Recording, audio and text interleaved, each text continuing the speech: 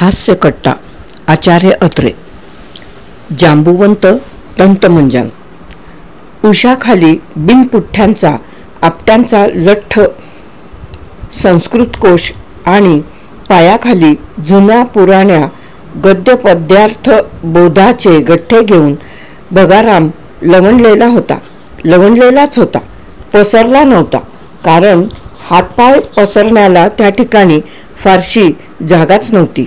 सदन मराठा रेल्वेच्या 3ऱ्या वर्गातला ताटकळलेला प्रवासी झोप अनावर झाल्या कारणाने ट्रंकांच्या आणि गाठोड्यांच्या खबदाडीत थोडासा अवसर काढून ज्या पवित्र्यात स्वतःचे शरीर सामावून घेतो, अगदी तशाच पवित्र्यात बगाराम पडलेला होता.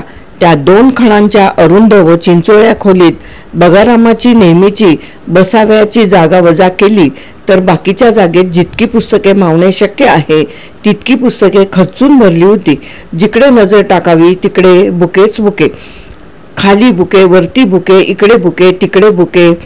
आळंदीला जाणाऱ्या भाडोत्री मोटारगाडीत जितकी कोंबाकोंब होत नसेल, गालीचे पाहाव्यास जाणाऱ्या हौशी पुणेकर नरनारींची सोमेश्वराच्या देवळात जितकी झुंबड माजत नसेल, किंवा पहिल्या तारखेस सरकारी तिजोरीवर थकलेल्या पेन्शनरांची जितकी खेचाखेच होत नसेल, तितकी दाटी आणि गर्दी त्या टिचभर जागेत माजलेली दिसत होती. पुस्तकांच्या संग्रहाला कोणी वाचनालय म्हणतात, कोणी ज्ञानमंदिर म्हणतात, पण ज्या रंगरूपाच्या व स्वरूपाच्या पुस्तकांची त्या ठिकाणी मंडई माजली होती, त्या स्थळात पुस्तकांचा पांजरपोळ किंवा अनाथ ग्रंथाश्रम यापेक्षा अधिक दर्जाचे नाव घ्याव्यास कोणी धजले नसते. पांजरापोळातल्या निकामी आणि सांगडेवजा चतुष्पाद रहिवाशांप्रमाणे किंवा अनाथ बालिकाश्रमातील केविलवाण्या चेहऱ्याच्या पितृहीन अर्भकांप्रमाणे तेथील पुस्तकांची कळा दिसत होती. कोणाचे पुठ्ठे बेपत्ता झाले होते, तर कोणाची बांधणी ढासळल्यामुळे अंगावरून वारे गेल्याप्रमाणे असहाय्य स्थिती झाली होती. काही पुस्तकांची पालवी अजिबात गळून पडल्यामुळे त्यांना शिशिर ऋतूतील झुडपांची कळा आलेली होती. काही ग्रंथांचे कोपरे कसरीच्या भक्ष्यस्थानी पडल्यामुळे महायुद्धातून परत आलेल्या जखमी सैनिकांप्रमाणे त्यांचे चेहरे चिंबटलेले दिसत होते. काहीचे अर्धभग्न देह लक्ष्मी रोडवर म्युनिसिपाल्टीने पाडलेल्या घरांप्रमाणे भकास दिसत होते. निरनिराळ्या जाडीचे आणि लांबीरुंदीचे लहान मोठे ग्रंथ, पुस्तके आणि चोपडी आपापला पूर्वीचा दर्जा व वैभव विसरून सहभोजनाला बसल्याप्रमाणे एकत्र बसलेली होती. हा मोठा व तो छोटा, हा अपपर भाव त्यांच्यात दिसून येत नव्हता. तसे पाहिले तर घडवंजीच्या वरच्या फळीवर ठेविलेल्या पुस्तकांवर पावसाळ्यात रुद्राभिषेक होत असल्यामुळे इतर पुस्तकांपेक्षा 4-2 पावसाळ्यांचा अनुभव त्यांना जास्तीच होता. पण या वडिलकीची जाणीव असल्याचे चिन्ह त्यांच्या तोंडावर मुळीच दिसून येत नव्हते. योग वासिष्ठाच्या खांद्यावर मान टाकून ठकसेन राजपुत्र झोपी गेला होता, तर महाभारताच्या अंगाखांद्यावर गुलाब कावली खेळत बसलेली होती आणि निबंधमाला तर खेसे आणि तुपे यांच्या डायरीबरोबर बोलत बसलेली दिसत होती. पटवर्धनांची भूगोलविद्येची मूलतत्वे GIP रेल्वेच्या टाइम टेबलाशी दोस्ती करून होती आणि तुकाराम महाराजांच्या मांडीला मांडी लावून पठ्ठे बापूराव बसलेला दिसत होता. एकंदरीत नळ बाजारातल्या दुकानातला बेजबाबदारपणा, काष्ठौषधींच्या दुकानातील जुनाटपणा, सर्कशीतल्या शिकारखान्यातील वैचित्र्य, मोटार दुरुस्तीच्या कारखान्यातील गैदीपणा आणि अंत्यविधीच्या सामानाच्या दुकानातील ओंगळपणा यांच्या बेरजेचे घनमूळ त्या ठिकाणी प्रत्यक्षपणे काढलेले दिसत होते. बजरंग बुक डेपो बगारामाने 2 वर्षापूर्वीच काढला. मुंबई युनिव्हर्सिटीचे माजी रजिस्ट्रार साहेब खा. ब. फर्दुनजी दस्तूर यांनी मॅट्रिक परीक्षेत बगारामाला 8 वेळा वन्स मोर दिल्या कारणामुळे त्या 8 वर्षात साठलेल्या पुस्तकांच्या भांडवलावर बगारामाने बजरंग डेपो उघडण्याचे ठरविले. शाळेत असताना बगाराम गरीब विद्यार्थी संघाचा चिटणीस होता. त्यावेळी गरीब मुलांच्या नावावर 4 घरे माधुकरी मागून त्याने जुन्या पुस्तकांचा जो जोगवा गोळा केला होता तो शाळा सोडताना शिक्षकांच्या नकळत बगारामाने आपल्या बिराडी केव्हाच सुपूर्द केला होता. त्याची भरती स्वतःच्या भांडवलात घालून बगारामाने भर बुधवार चौकात एका चांभाराच्या दुकानाशेजारी 2 खणांची जागा घेऊन दुकान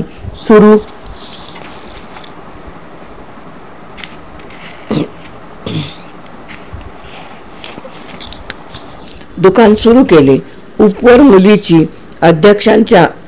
अध्यक्षांचा समारोप व जुन्या पुस्तकांचे दुकान कसे काढत जाते हे कळत नाही. 2 वर्षाच्या अवधीत बजरंग डेपोचे शेपूट इतके वाढत गेले की त्याचा विस्तार आवरता बगाराम मेटाकुटीस आला. पुणे शहरातील प्रतिवर्षी वाढणारी विद्यार्थ्यांची बेसुमार संख्या, अभ्यासक्रमात वारंवार बदल करून पालकांना पाचुंद्यावारी पुस्तकं विकत घ्यावयाला लावणारे शाळा खाते, मुलांना हात खर्चास देताना हात आखडणारे कंजूस पालक, गल्लोगल्ली देवीच्या साथीप्रमाणे उपटणारी विश्रांतीगृहे व तेथील भजी, मिसळ, पातळ भाजी इत्यादी पंच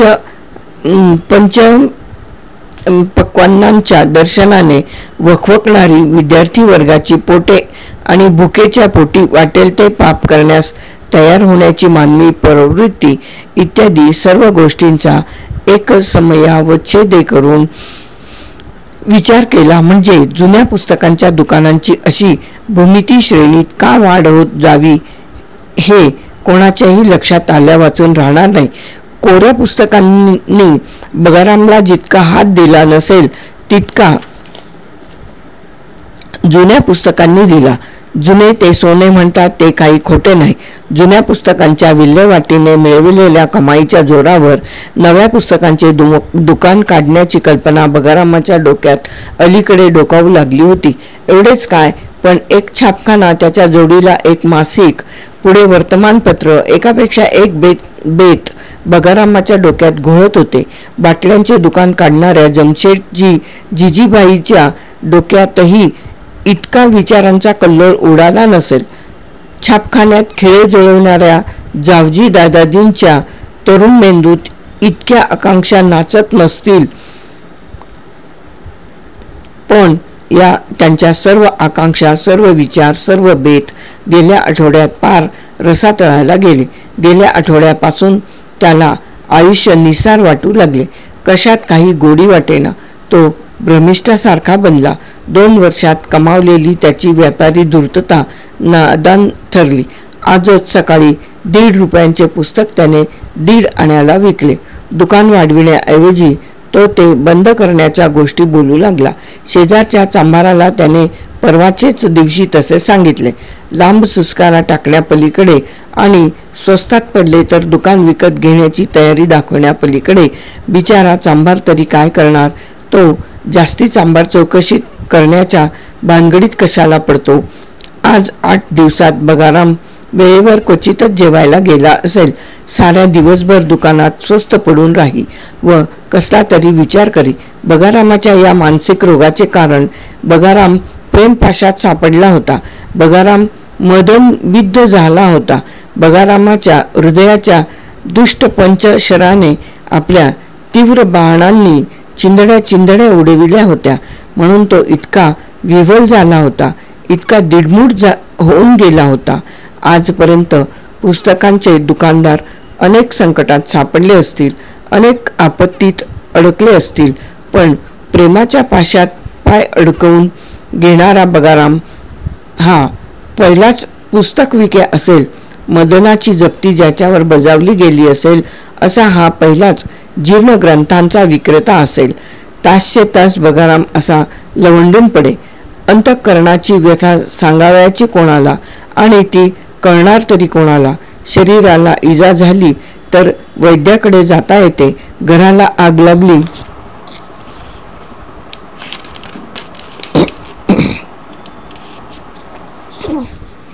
तर म्युन्सिपाल्टीचा बंब बोलाविता येतो, पण अंतःकरणात प्रेमाचा वन्ही पेटला तर तो दाह विझवावयाला कोणता बंब आणावयाचा, हृदयातील जखमांवर पट्ट्या बांधावयाला कोणत्या इस्पितळात जावयाचे, प्रेमाने दृष्टी अंध झाल्यावर कोणत्या चष्मेवाल्या डॉक्टरकडे धाव घ्यावयाची. बगारामाच्या बजरंग बुक डेपोच्या अगदी समोर एक नवीन चहाचे दुकान सुरू झाले होते. या दुकानाच्या मालकाची ओळख करून घेण्याची काही जरुरी नाही, कारण त्याच्या दुकानाच्या पाटीवर सबंध हिंदुस्थानात प्रख्यात असलेले तात्याबा मंचरकर असा त्यांचा उल्लेख केलेला होता. सबंध हिंदुस्थानात कोणत्या कामगिरीच्या जोरावर तात्याबा मंचरकरांनी एवढी प्रख्याती मिळवली हे कळणे गूढ असले तरी ते प्रख्यात नसावेत असे खात्रीपूर्वक मात्र सांगता येणे शक्य नाही. असतील, निरनिराळ्या नात्यांनी ते निरनिराळ्या लोकांना माहीत असू शकतील. नाही कोणी म्हणावे, पण आपणाला त्याच्याशी काय करावयाचे आहे. तात्याबा माहीत नसतील एक वेळ, पण निदान तात्याबांचा पियुष टी तरी तुम्हाला माहीत असेल. मुंबईचे लोक तर गेली 30 वर्षे पियुष टी शिवाय दुसऱ्या चहाला हात लावित नाहीत असे खुद्द तात्याबांनी आपल्या पाटीवर लिहिले आहे. आणि ते कसे खोटे असू शकेल. केवळ पुणेकरांच्या आग्रहामुळे त्यांनी मुंबईहून आपले दुकान पुण्यास आणले होते. तात्याबांनी आपले हॉटेल पुणे शहरात आणावे अशी त्यांना विनंती करावयास कोणते धाडसी डेप्युटेशन पुण्याहून मुंबईस गेले ते कळणे शक्य नाही. पुणेकरांवर असे अप्रत्यक्ष उपकार करणारे महात्मे अज्ञातवासातच राहणार काय.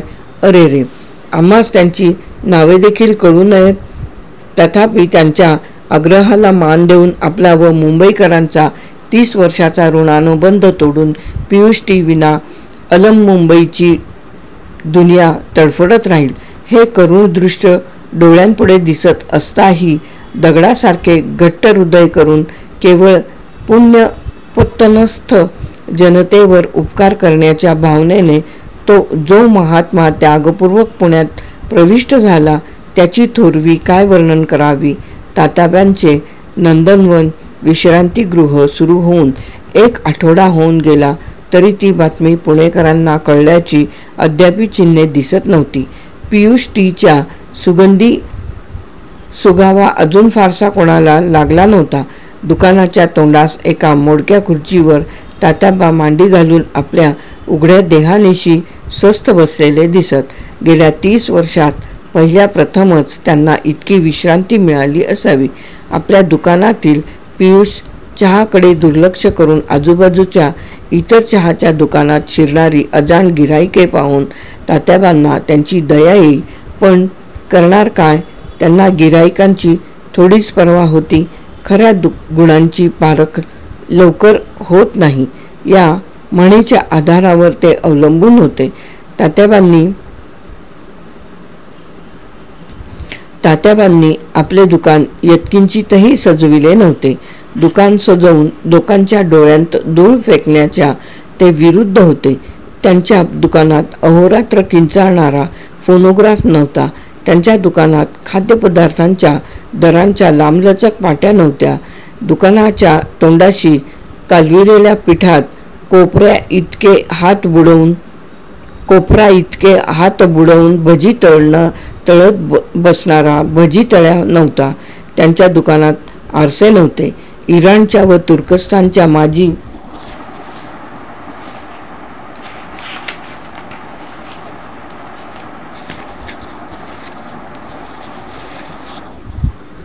पातशहांचे कांचेवर काढलेले फोटो नव्हते.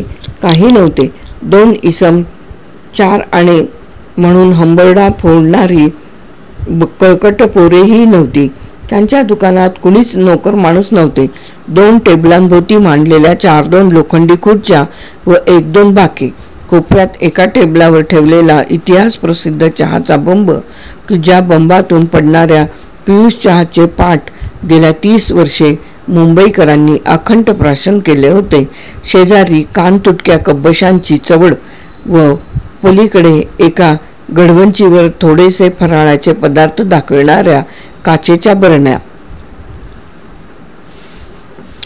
चहा तयार करण्याचे काम स्वतः तात्याबाने आपल्याकडे घेतले होते आणि गिऱ्हाईकांना चहा देण्याचे काम त्यांनी कोणाकडे दिले असावे अशी तुमची समजूत आहे. तात्याबांचा नोकरांवर मुळीच विश्वास नव्हता. नोकऱ्यांच्यामुळे दुकानाला भाडोत्री स्वरूप येते अशी त्यांची खात्री होती. विश्रांतीगृहात कौटुंबिक वातावरण निर्माण केल्याशिवाय त्या ठिकाणी विश्रांती मिळणे शक्य नाही या समजुतीने त्यांच्या नंदनवन विश्रांतीगृहातील इतर सर्व काम त्यांनी आपल्या मुलीकडे सुंदरीकडे सोपविले होते. हिंदुस्थानच्या विश्रांतीगृहाचा इतिहास लिहिण्याचे कोणी मनात आणले तर तात्याबांच्या या अपूर्व सुधारणेचा उल्लेख सोनेरी शाईने करावा लागेल. तात्याबा हे हॉटेलवाल्यांतील अव्वल दर्जाचे सुधारक होते. पहिला पुनर्विवाह करणारा सुधारक वीर इतका धाडसी नसेल. पहिला प्रथम रंगभूमीवर स्त्रीला नाचविणारा नाटक मंडळीचा मॅनेजर इतक्या छातीचा नसेल. सुंदरी ही तात्याबांची एकुलते एक मुलगी. सुंदरीचा जन्मकाळ हाच तिच्या आईचा अंतकाळ ठरला. भाग्याची असली पाहिजे ती माऊली, कारण सुंदरीचा चेहरा तिच्या दृष्टीस पडला असता तर तिने कायमचे डोळे मिटण्याची परमेश्वराजवळ प्रार्थना केली असती.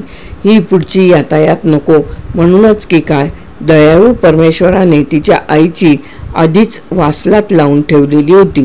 सुंदरी व तिचे वडील यांच्यामधले साम्य लक्षात घेतले म्हणजे तात्याबांचे आपल्या मुलीवर इतके प्रेम का होते हे कळून आले असते आणि पहिल्या पत्नीच्या मृत्यूनंतर तात्याबांनी दुसरे लग्न का केले नाही किंवा लग्न करणे का शक्य झाले नाही तेही रहस्य उमगले असते. विषम ज्वरातून उठल्यावर ताबडतोब नाशकासारख्या क्षेत्रात जाऊन आल्यानंतर तात्याबांचा जसा चेहरा होईल तसा चेहरा कल्पून त्यात देवीच्या अनेक वणांची व 4-2 ठळक हिरव्या गोंदवणाची भर घालून व ते मुंडके एखाद्या फाटक्या बांध्याच्या मुलीच्या शरीराला चिकटविण्याची व्यवस्था केली तर सुंदरीच्या स्वरूपाची थोडीशी कल्पना येईल. सुंदरीला पाहिल्यानंतर अजिंठ्याच्या लेण्यांतील भिंतीवर काढलेल्या बुद्ध स्त्रियांची किंवा कलकत्त्याच्या मॉडर्न रिव्ह्यूमध्ये येणाऱ्या बंगाली चित्रांतील स्त्रियांची आठवण होत असे. तुळशीबागेत मिळणाऱ्या मातीच्या बाहुल्या जिवंत होऊन जर वाढू लागल्या तर 16-17 वर्षात त्या सुंदरीसारख्या दिसू लागतील. राऊंड टेबल परिषदेच्या हिंदू सभासदांचे एकमेकांमध्ये जितके ऐक्य होते तितकेच सुंदरीच्या शरीराच्या अवयवांमध्ये दिसून आले असते. सुंदरीचे नाकडोळे घडविताना व बसविताना ब्रह्मदेवाच्या कारखान्यातले पातरवट चांगलेच नशापाणी करून आले असावेत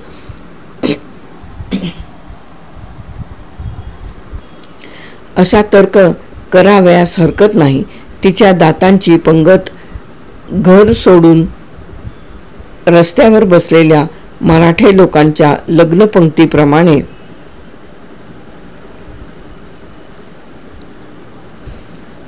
तिच्या दातांची पंगत घर सोडून रस्त्यावर बसलेल्या मराठे लोकांच्या लग्नपंक्तीप्रमाणे ओठांच्या बाहेर येऊन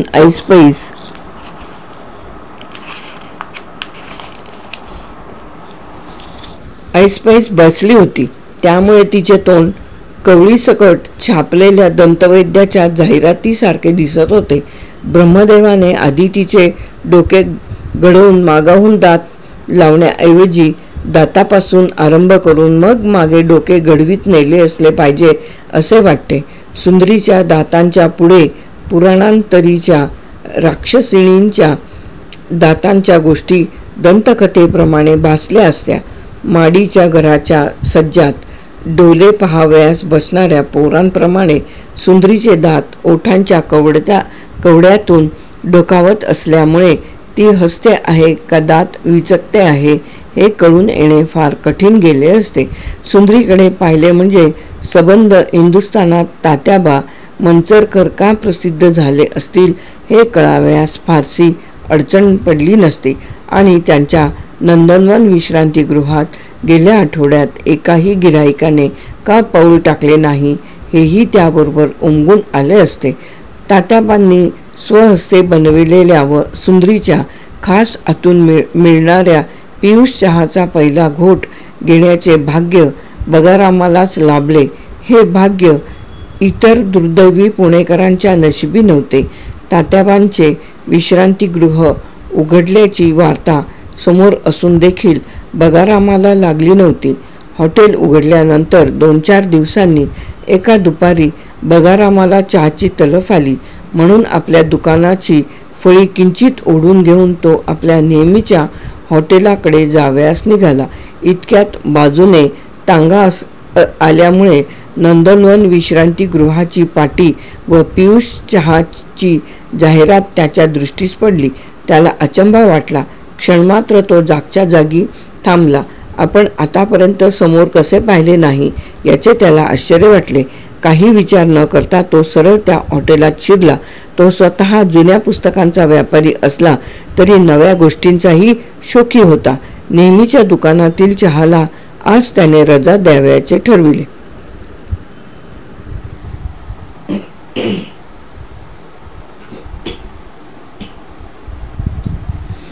इतक्या दिवसांनी आज गिऱ्हाईक आल्यामुळे मनात झालेला आनंद तात्याबांनी तोंडावर यत्किंचितही दाखवला नाही.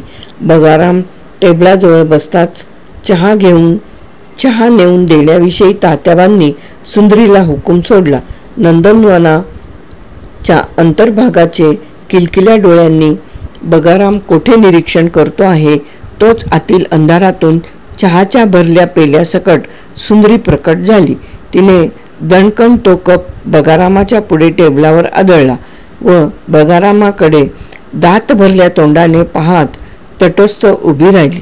पहिल्या प्रथम तंबाखू खाल्ल्यानंतर अगर चिली मोडल्यानंतर माणसाला जसे वाटते तसे बगारामाला वाटले.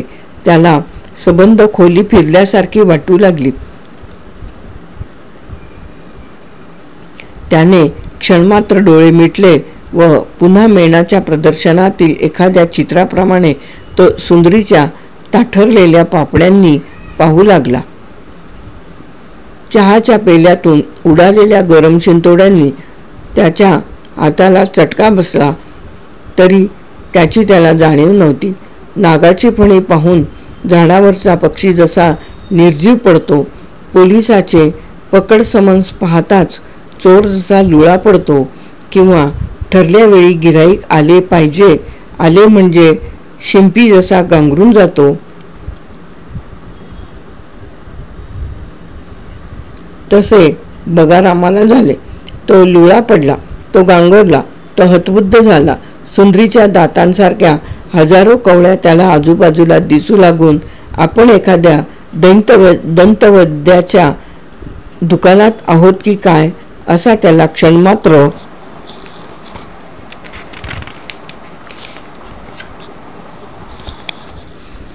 भास झाला. प्या की चहा, बघता काय? त्या हजारो दातातून प्रतिध्वनी निघाल्यासारखे बगारामाला वाटले. क्षणमात्र आपण एखाद्या गोल घुमटातच आहोत अशी त्याची समजूत झाली. त्याने डोळे चोळून डोके हलविल्यासारखे केले व समोर पाहिले. खोली फिरावयाची थांबली होती. चहा आणून देणारी व्यक्ती पहिल्याच पावित्र्यात उभी होती. बगारामाने पुन्हा एकवार निरखून पाहिले. सुंदरी हसत होती. अजूनही ती हसत होती. बगाराम लाजून खाली पाहू लागला. बगारामाकडे पाहून हसणारी ती पहिली स्त्री होती आणि 32 दातासकट हसणारी स्त्री तर बगारामाला 7 जन्मात पाहावयास मिळाली नसती. तेवढ्यात तिचे दात मोजून टाकण्याचा मोह बगारामाला झाला, पण त्याने तो आवरला. आता वर तोंड करून सुंदरीकडे पाहण्याची बगारामाची ताकदच नव्हती. त्याच्या कानात कसले तरी हजारो मधुर स्वर निनादत होते. कवड्यांनी भरलेली पोती उंचावरून कोणीतरी ओतीत असल्याचे आवाज ऐकू येत असल्याचा त्याला भास होत होता. बगारामाने कसाबसा चहाचा कप तोंडाला लावला. खरोखरच तो अगदी पियुषासारखा त्याला वाटला. त्या विश्रांतीगृहाला नंदनवन विश्रांतीगृह असे का म्हटले आहे हे त्याला आता कळून आले. खरोखरच नंदनवन आणि त्या नंदनवनात पियुष चहाचे कुंभ घेऊन हिंडणारी ती देवता. बगारामाच्या डोक्यात असे विचार पूर्वी कधीच आले नसतील. आपणास आज असे काय होत आहे हे जरी त्याला कळेना तरी आपण काहीतरी चमत्कारिक अवस्थेतून अननुभूत अनुभवांच्या परंपरेतून जात आहोत याची त्याला जाणीव होत होती.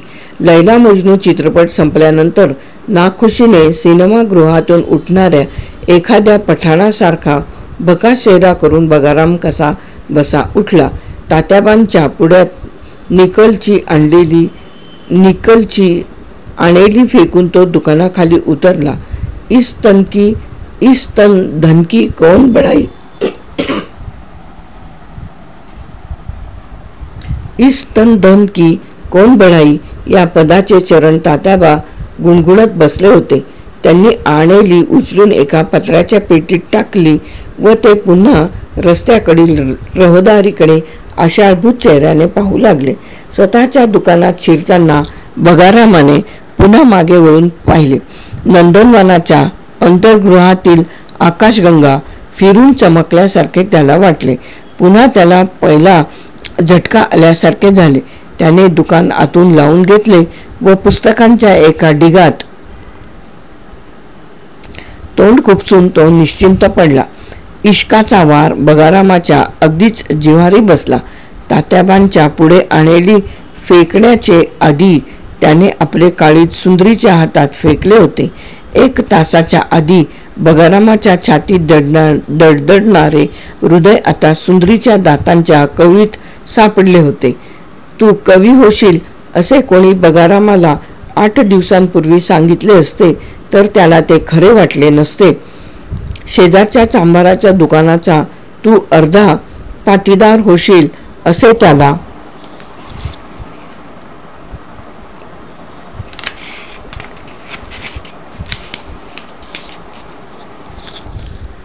असे त्याला कोणी सांगितले असते तर ते त्याला एक वेळ खरे वाटले असते.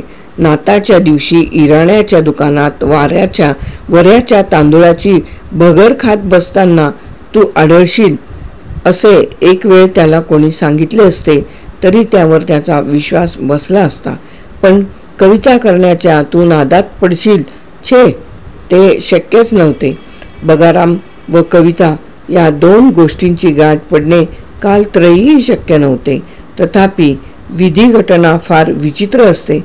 सुंदरीच्या दंतपंक्तीत अडकून पडणे ही जशी बगारामाच्या आयुष्यातली एक अपूर्व गोष्ट होती तशीच किंवा त्याहीपेक्षा अपूर्व व आश्चर्यकारक गोष्ट म्हणजे त्याने कविता लिहिणे ही होती.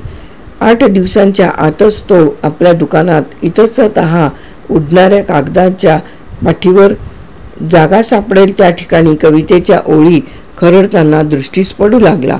या जगात कोण केव्हा कविता लिहू लागेल हे सांगता येणे शक्य नाही.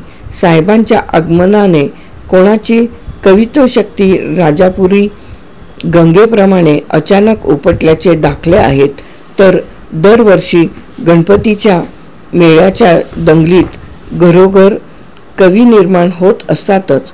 दुकानाच्या मालाची आकर्षक जाहिरात देताना कोणाला कविता देवीच्या मंदिराच्या वळचणीला उभे राहण्याचा प्रसंग येतो तर निकटतर आत्ताचा गुह्य संस्कार लिहितेवेळी कोणाच्या अंगात कविता देवी भवानी मातेप्रमाणे संचारलेली आढळून येते. पण प्रीती देवतेने बगारामाच्या हृदयात कवित्वाची ज्योत पेटवली व त्याला एका क्षणात कवी बनवले. बगारामाचे भाषा विषयक ज्ञान किती असेल याची निराळी कल्पना करून द्यायला नको. विद्यादेवीची त्याला किती तपश्चर्या करावी लागली याची माहिती सांगितली म्हणजे सारे लक्षात येईल. इतकेच कशाला, बगारामाने आपल्या दुकानात ग्रंथ हेच आमचे गुरु आहेत असे एक ध्येयवचन शिऱ्याच्या शाईत बोटे बुचकळून एका पाटीवर लिहिलेले होते. त्यात गुरु शब्दातील रू वर त्याने दिलेल्या डळडळीत अनुस्वारावरून त्याच्या मराठी भाषेच्या ज्ञानाची दुकानाकडे पाहत रस्त्यावरून जाणाऱ्या माणसाला सहज जाता जाता कल्पना करता येण्यासारखी होती. बाकी त्या अनुस्वारात काहीच अर्थ नव्हता असे नाही. पुस्तकांच्या गोठ्यात गुराख्यांप्रमाणे बसणारी बगारामाची मूर्ती पाहिली म्हणजे त्या अनुस्वाराची साभिप्रायता लक्षात आली असती. तथापि भावनेची एकतांता झाली म्हणजे सामान्य मनुष्य देखील अलौकिक बुद्धिमत्तेची कामे करू शकतो असे कोणीसे म्हटले आहे. त्याचे प्रत्यंतर बगारामाच्या बाबतीत तरी पटून आले. का ची बाराखडी देखील ज्याला 4-2 चुका केल्याशिवाय लिहिता आली नसती तो बगाराम अनुप्रासयुक्त वृत्तमय पद्यपंक्ती निर्माण करू लागला. लग्नाच्या जेवणावळीच्या दिवशी अचानक प्रकट होणाऱ्या भिकाऱ्यांच्या तांड्याप्रमाणे निरनिराळ्या कल्पनांच्या टोळ्या त्याच्या डोक्यात जमू लागल्या. आपण पूर्वजन्मी कवी असलं पाहिजे अशी अधूनमधून त्याला शंका येऊ लागली.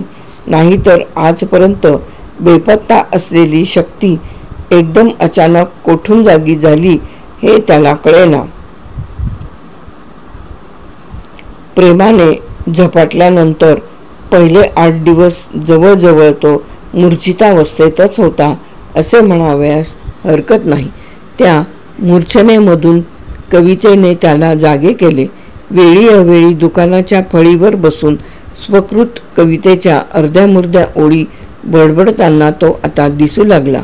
यापुढचा त्याचा कार्यक्रम म्हणजे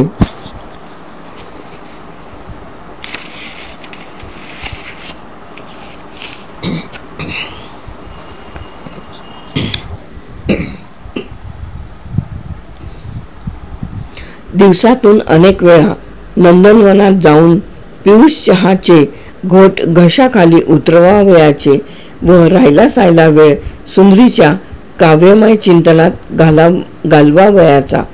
अजून सुंदरी त्याच्याशी एकही शब्द बोलली नव्हती. बगारामालाही तिच्याशी बोलण्याचे धाडस झाले नव्हते. सुंदरीच्या हातून चहाचा कप घेताना एकदाच तिच्या बोटाचा त्याला स्पर्श झाला होता. आहा, एकच स्पर्श, एकच ओझरता स्पर्श, आणि बगारामाच्या हातातून त्यावेळी कप निसटून खाली पडला. पाऊणछटाक पियुष चहा वाया गेला. बगारामाची मांडी चांगलीच भाजली, पण त्याला त्याचे काहीच वाटले नाही. त्या तोट्याची भरपाई आधीच झाली होती. फुटक्या कपाचे पैसे त्याने ताबडतोब तात्याबांच्या हाती अदा करून टाकले हे सांगणे नकोच. दोघेही एकमेकांकडे पाहत व हसत. बगाराम किंचित हसे, पण सुंदरी फारच हसल्यासारखी दिसे. बगारामाला भीती वाटे एखाद्या वेळी तात्याबांच्या लक्षात यावयाची ही गोष्ट, पण तात्याबा अगदी बेफिकर असत. इस तन धन की कौन बढाई गाण्यात ते गुंग असत. बगारामाची बदललेली मुद्रा व कळा त्यांच्या लक्षात आली का कोण जाणे, पण सुंदरीच्या बाबतीत तात्याबा निर्धास्त होते. त्यांना तिची केव्हाच काळजी वाटली नाही. बगारामाची पहिली कविता 1-2 दिवसातच जन्माला आली. पहिले फूल, पहिले मूल आणि तसेच पहिले काव्य. कोणाला दाखवू आणि कोठे नाचवू असे त्याला झाले. सुंदरीची दंतपंक्ती हा त्याच्या काव्याचा विषय होता. बगारामाच्या काव्याचे कोवळे अंकुर प्रथम फुटताना सुंदरीच्या दातांचा आधार घेऊन वर चढावेत हे साहजिकच होते. खून केलेल्या माणसाला ज्याप्रमाणे खुनाच्या जागी जाण्याची हुक्की येते, तद्वत ज्या देवतेच्या स्फूर्तीने आपण आपले काव्य लिहिले ते खुद्द तिलाच वाचून दाखवावे अशी बलवत्तर इच्छा बगारामाच्या अंतःकरणात जागृत झाली. पण हे होणार कसे? नंदनवनाच्या तोंडाशी अहोरात्र पहारा करीत तो राखणदार बसलेला असताना सुंदरीला कविता वाचून दाखविण्याची सोनेरी संधी यावयाची कशी? बगाराम अगदी निराश होण्याच्या बेतात आला. त्याला या संकटातून मार्ग सापडण्याची आशा दिसेना. पण ती भाग्याची संधी एके दिवशी आली आणि लवकरच आली. संध्याकाळची वेळ होती. कोण जाणे कुठे, पण दुपारपासून तात्याबांचा दुकानात पत्ता नव्हता. तात्याबांच्या गैरहजेरीचा फायदा घेण्याचा बगारामाने दुपारपासून चंग बांधला होता, पण त्याचा धीर होईना. एरवी तात्याबा दुकानात असताना बगारामाने पियुष चहा साठी कितीतरी हेलपाटे घातले असते, पण सुंदरी दुकानात एकटी आहे या जाणीवेने बगारामाच्या अंगाचा थरकाप उडाला. एकट्या स्त्रीशी बोलण्याचा त्याच्या आयुष्यातला हा पहिलाच प्रसंग होता. ती आपल्याशी बोलेल का? आपल्याला तिच्याशी बोलण्याचा धीर होईल का? आपण गोंधळून तर जाणार नाही ना? आणि कविता म्हणून दाखविण्याचे आपल्याला सुचेल का? कविता ऐकून सुंदरी रागावणार तर नाही ना? इत्यादी अनेक भीतियुक्त भावनांचा व विचारांचा बगारामाच्या अंतःकरणात गोंधळ माजला होता. शेवटी त्याने मनाचा हिया केला.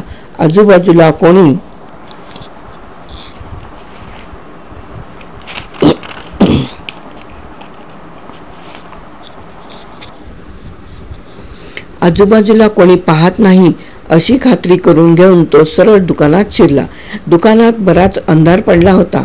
एक रॉकेलचा धुरकट दिवा कोपऱ्यात ढणढणत होता व त्याच्या शेजारी बाकावर बसून सुंदरी धुळाक्षरांचे पुस्तक वाचित बसली होती. आहा, माझी कविता! सुंदरी अशीच वाचील काय? बगारामाच्या अंगावर रोमांच उभे राहिले. दुकानात कोणीच गिराईक नव्हते हे सांगण्याची जरुरी नाही.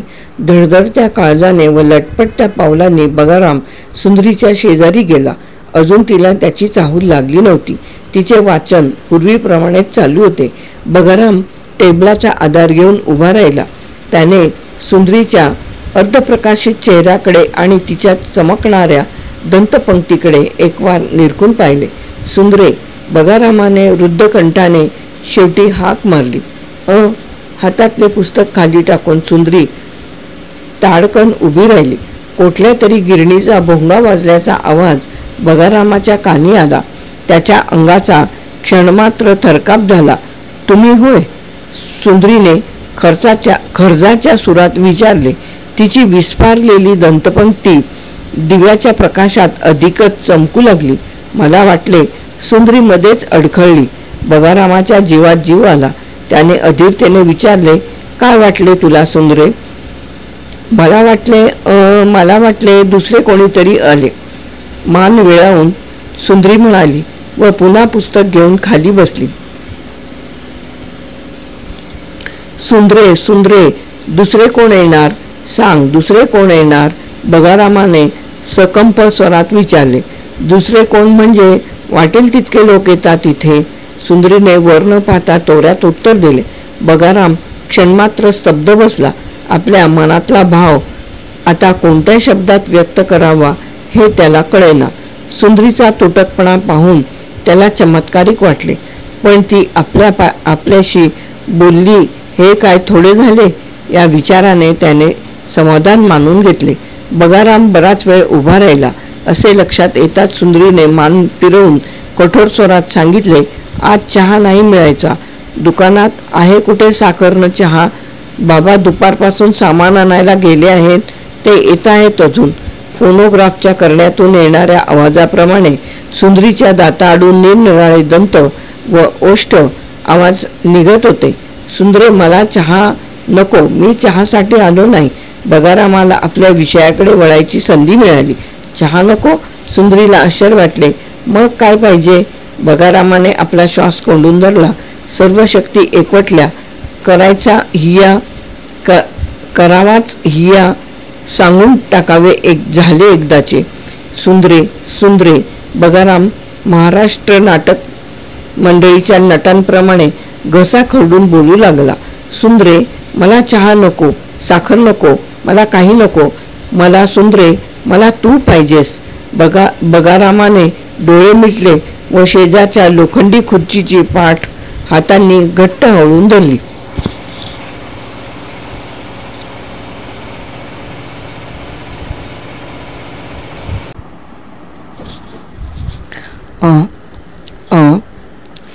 पुन्हा एकवार सदर्न मराठा रेल्वेची शिटी वाजल्यासारखा आवाज निघाला.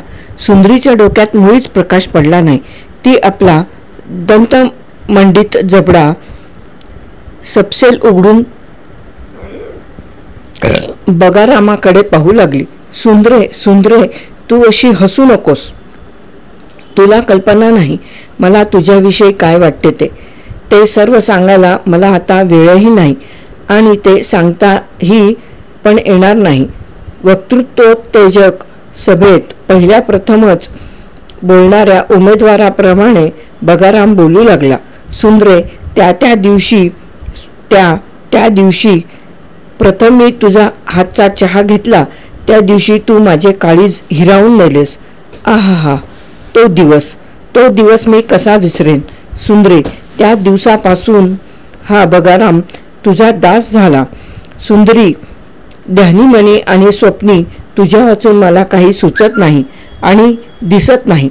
मला जेवण नको, खाणे नको, पिणे नको. बगाराम, भलतं बोलू नका. दिवसातून 8 वेळा येथे येऊन चहा ढोशीत बसता आणि म्हणे मला पिणं नको आणि खाणं नको. सुंदरी मध्येच किंचाळली. नाही, केवळ तुझे दर्शन व्हावे म्हणूनच मी इतका वेळ या ठिकाणी येतो. तुझ्या हातून मिळणाऱ्या पियुषाने माझ्या हृदयातला दाह शांत होतो. इतर चहाची मला काय परवा. कालच माझा एक मित्र मला फुकट चहा पाजित होता. त्याला मी तात्काळ झिडकारले. ते काय उगाच. नंतर काहीतरी आठवल्यासारखे करून बगाराम घाईघाईने उद्गारला, सुंदरी, तू माझी होशील का. बगाराम थांबला. त्याने आपल्या मोटारीला एकदम ब्रेक लावला व तो सुंदरीच्या जबड्याकडे आशेने पाहू लागला. या सुंदरीच्या उत्तरावर त्याच्या आयुष्याचे सुख अवलंबून होते. म्हणजे काय. सुंदरीने चपापून विचारले. म्हणजे सुंदरी, तुला स्पष्ट शब्दात सांगतो, रागावू नकोस. सुंदरी, तू माझ्याशी लग्न करशील का. सांग, लाजू नकोस. ईश्य. मे महिन्याच्या उन्हाळ्यात मुंबईच्या क्वीन्स रोडवर एखाद्या मोटार गाडीचा टायर एकदम फुटावा तसा ईश्य शब्द उच्चारताना सुंदरीच्या तोंडातून जोराचा स्फोट झाला. टेबलावर साठलेल्या धुळीचा भपकारा एकदम वर उडाला. पलीकडचा रॉकेलचा दिवा पटकन लहान होऊन मालवण्याच्या बेतात आला. गडवंचीवर ठेवलेल्या फुटक्या कब्बशा क्षणमात्र कंपायमान झाल्या. आजपर्यंत अनेक लज्जा विनम्र मुखांतून ईश्य शब्दाचा उच्चार निघाला असेल. अनेक कोमल कंठांतून कोकिळेच्या कुहुकाराप्रमाणे ईश्य शब्द उमटला गेला असेल. अनेक स्मितकंपित ओठांतून ईश्यचा अस्पष्ट संगीत ध्वनी निनादित झाला असेल. पण मगरीच्या मुस्कटाप्रमाणे वर उचललेल्या 32 दातांच्या जबड्यातून वारुळातून निघणाऱ्या नागिणीच्या फुचकाऱ्यासारखा किंवा इंजिनमधून सुटणाऱ्या वाफेच्या सुस्काऱ्यासारखा बाहेर पडणारा तो पहिलाच ईश्य होता. ईश्य शब्दाने सुंदरीची लज्जा सूचित होण्याऐवजी बगारामाला लज्जित केले.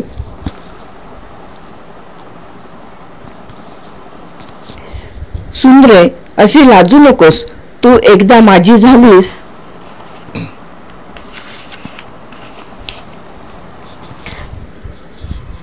म्हणजे पहा मग हा बलराम काय करून दाखविल ते.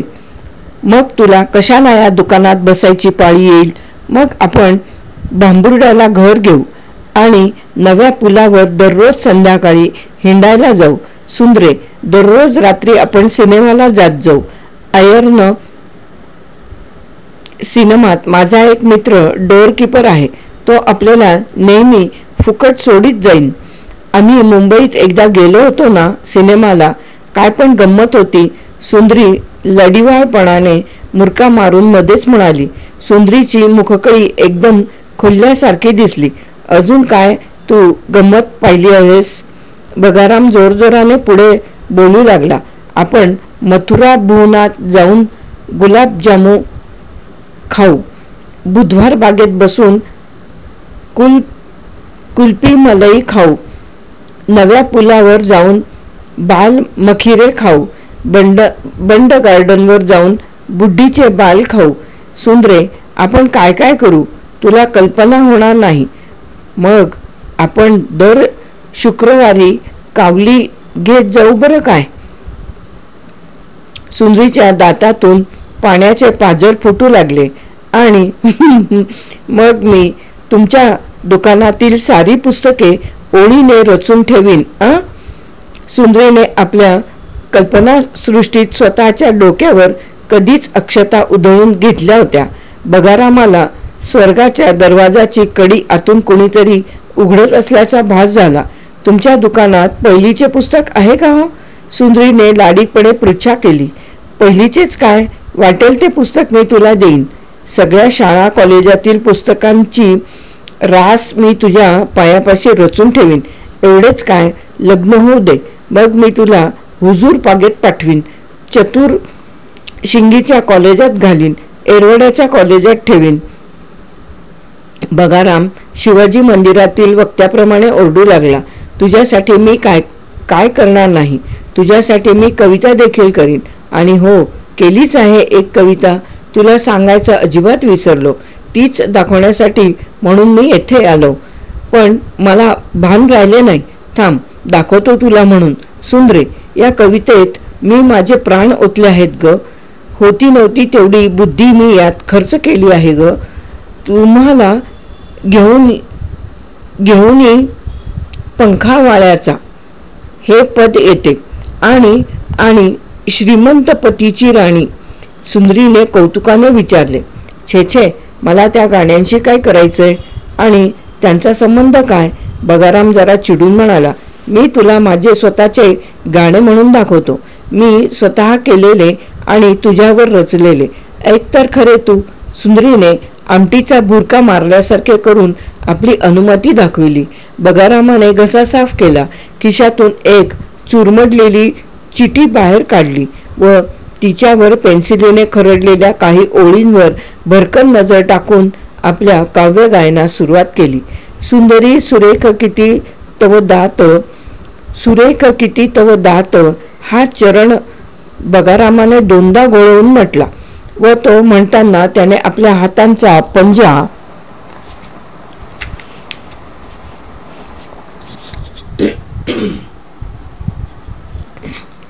सुंदरीच्या दातांपुढे पंचारतीप्रमाणे ओवाळला. मोजूने घ्यावे 32 सगळे, एक उणा नच त्यात, शंख शिंपले अनिक कवड्या, यांवर करती मात. चणे फुटाणे तशा सुपाऱ्या, फोडीसी तू निमिषात, हसता वाटे बत्ताशांची सांडतसे बरसात, तोंड मिटविनी बसती माकडे, हत्तीही झुरती वनात. तुकारामाचे अभंग आळवून म्हणणाऱ्या वारकऱ्याच्या भाविकतेने बगाराम प्रत्येक कडवे पुन्हा पुन्हा आळवून म्हणत होता. मधून ती अर्थाला अनुसरून अंगविक्षेपही करीत मधून तो अर्थाला अनुसरून अंगविक्षेपही करत होता. मोहरममधल्या ताबुतांप्रमाणे माना डोलवीत सुंदरी जागच्या जागी स्तब्ध बसली होती. शेवटचे कडवे घोळवून बगाराम पुन्हा ध्रुवपदाकडे वळला. हाताचा पंजा पुन्हा त्याने सुंदरीच्या दातांजवळ नेऊन ओवाळण्यास सुरुवात केली. इतक्यात मागल्या बाजूने कोणीतरी आपली मान जोराने पकडल्याचा त्याला भास झाला. तोंडातून अर्धवट बाहेर पडलेला कवितेचा चरण तसाच त्याच्या घशात जिरला.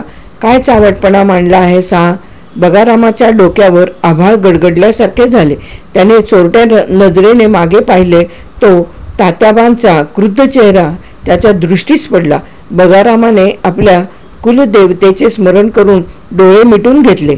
बेवकूफ, शरम नाही वाटत असला चावटपणा करायला?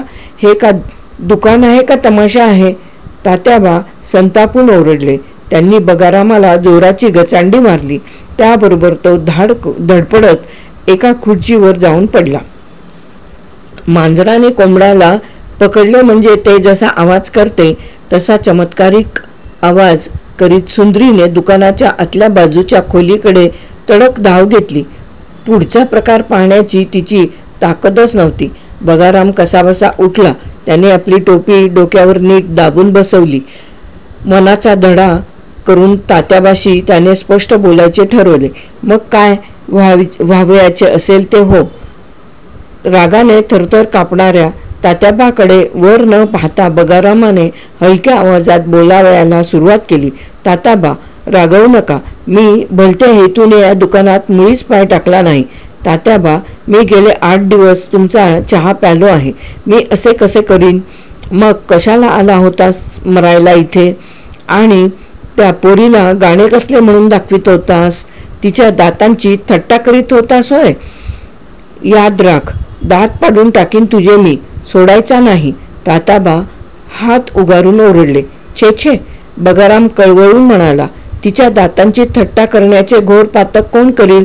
तात्याबा, तिच्या सुंदर दातांवर मी कविता रचली आहे. त्या बंबात घाल तुझी कविता, म्हणजे बंब पेटवण्याचा आजचा माझा खर्च तरी वाचेल. तुझे म्हणणे तरी काय आहे? तुला वेड लागले आहे की काय? होय, मला वेड लागले आहे. तात्याबा, तुमच्या मुलीने मला वेड लावले आहे. आता सरळच विचारतो, रागावू नका. तात्याबा, सुंदरी माझी पत्नी होण्याचे भाग्य मला लाभेल का? सुंदरी माझी होईल का?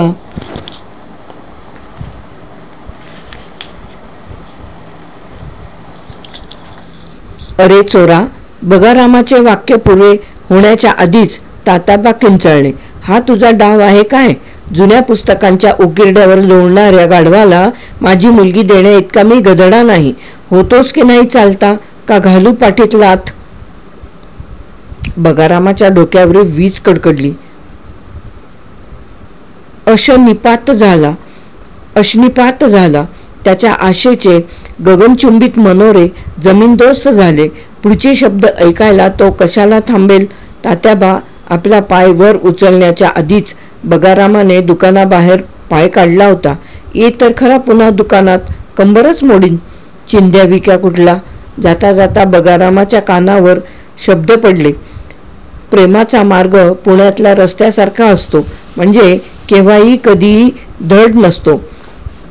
उन्हाळ्यात धुळीने मळकटलेला, पावसाळ्यात चिखल्याने बरबटलेला आणि हिवाळ्यात दुरुस्तीसाठी उकरलेला.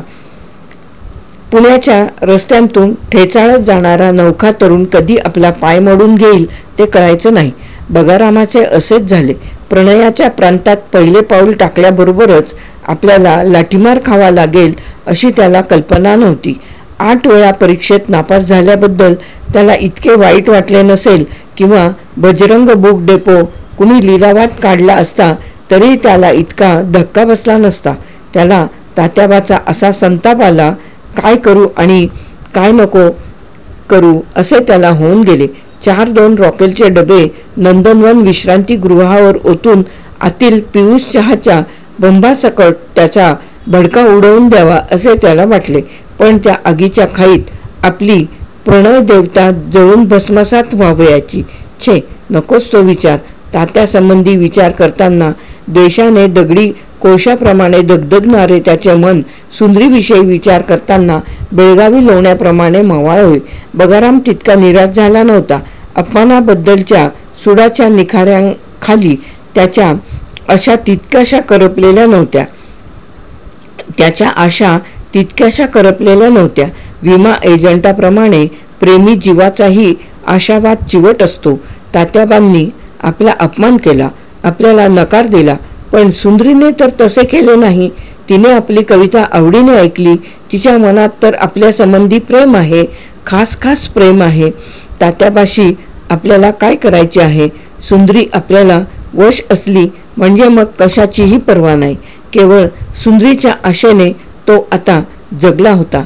नंदनवनातील पियुष चहाला, सुंदरीच्या हातातून मिळणाऱ्या अमृत मधुर पेयाला तो आता अंतरला होता. त्या दुकानात पाऊल टाकणेही त्याला शक्य नव्हते.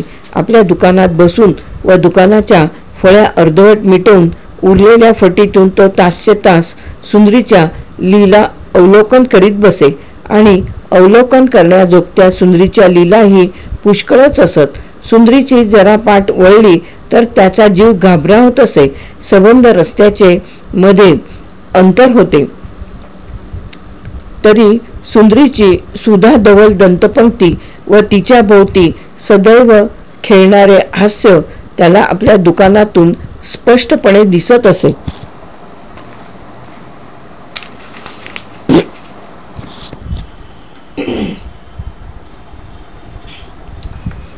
सुंदरी, सुरेख किती तव दात हे स्वकृत काव्य त्याने कितीतरी वेळा आळवले असेल. सकाळ संध्याकाळ विष्णू सहस्त्रनामाप्रमाणे त्याने त्याची आवर्तने चालवलेली होती. पण इतक्या लांबून सुंदरीला हे काव्य गायन कोठून ऐकायला यावयाला? रस्त्यावरच्या कर्कश रहदारीत, टांग्याच्या खडखडीत आणि मोटारींच्या कठोर दंगलीत त्याच्या गायनाचे सूर मधल्यामध्येच गडप होत होते. 2-4 दिवस उलटले आणि सुंदरीच्या बद्दल त्याला वाटणाऱ्या आशेचा आधारही कमकुवतच ठरला. संकटे येऊ लागली म्हणजे एकटी दुकटी थोडीच येतात. प्रेमाच्या सृष्टीत बगारामाला एक प्रतिस्पर्धी अचानक उत्पन्न झाला. सुंदरीच्या रूपसंपदेवर बहाल होणाऱ्या रसिकांची संख्या आता दुपटीने वाढली. एके दिवशी दुपारी नंदनवन वसतिगृहापुढे एक कोरी करकरीत मोटारगाडी येऊन उभी राहिली. मोटारच्या इंजिनची धडधड एकदम थांबली आणि बगारामाचा प्रतिस्पर्धी मोटारीतून खाली उतरला. मात्र तो पुढच्या बाजूने उतरला, मागच्या बाजूच्या दाराने नव्हे. डोक्यावरची बँडवाल्यासारखी थबकडी टोपी त्याने उचलली व घामाने थपथपलेल्या केसांच्या झिंज्या दुसऱ्या हाताच्या बोटांनी निपटून काढल्या. विजारीच्या खिशातून मूळचा खाकी रंगाचा असलेला पण आता कोणत्याही रंगाच्या कसोटीला न उतरणारा हातरुमालाचा बोळा त्याने बाहेर काढला व मोटारच्या रोगणाच्या 4-2 फराट्यांनी रंगलेले आपले तोंड पुशीत तो दुकानात चढला. मोटारीतून आलेले हे तात्याबांचे पहिलेच गिऱ्हाईक. खुर्चीवरून उठून त्यांनी त्याचे स्वागत केले. मोटारवाली असामी लोहाराच्या भात्यासारखी सुस्कारे टाकीत एका बाकावर बसली आणि तिने एक सिंगल व अख्ख्या पावाची घाऊक ऑर्डर दिली. बाहेर कडकडीत ऊन पडले होते आणि त्या उन्हाच्या झळ्यांनी अंग उकडून निघत होते. सर्वांगातून घामाच्या धारा लागल्या होत्या. मोटारवाल्या गिराईकाने आपली सदऱ्याची गुंडी ढिली केली व पोत्यात हात घातल्याप्रमाणे वरतून हात घालून अंगाचा घाम पुसून घेतला. तोच गरम चहाचा कप त्याच्या पुढे आदळला गेला. त्याने वर पाहिले आणि एकदम त्याच्या डोळ्यांपुढे हजारो काजवे चमकू लागले. त्याला काही दिसेना. 4 सेकंदाच्या आतच त्याचा बगाराम झाला. त्या दिवशी संध्याकाळपर्यंत ती मोटार तात्याबांच्या नंदनवना पुढे उभी होती. संध्याकाळी तात्याबांनी दुकानाचा आढावा घेतला. तो बंबात पियुषाचा एक थेंबही नव्हता. पावाचा ढीग पार खलास झाला होता. चकल्यांची बरणी फस्त झाली होती आणि तात्याबाच्या पत्र्याच्या पेटीत 2 ओंजळी भरतील एवढा खुर्दा साठला होता. त्या दिवसापासून रोज दुपारी अगदी ती मोटार तात्याबाच्या दुकानापुढे येऊन उभी राहिलेली बगाराम पाहत असे. आता सुंदरीची दंतपंक्ती आपल्या दुकानाच्या दिशेने वळलेली बगारामाला कधीच दिसून येत नसे. आपल्याकडे पाहून असण्याऐवजी ती आता दात विचकते की काय असा देखील त्याला संशय येऊ लागला. तात्याबांनी पेटवलेल्या अपमानांच्या आगीत त्या मोटारवाल्या इस्माने पेट्रोलचा डबाच उपडा केला. बगारामाच्या हृदयात मत्सराचा सैतान मोहरमच्या वाघाप्रमाणे नाचू लागला. एकूण स्त्रीजात म्हणजे बगाराम दात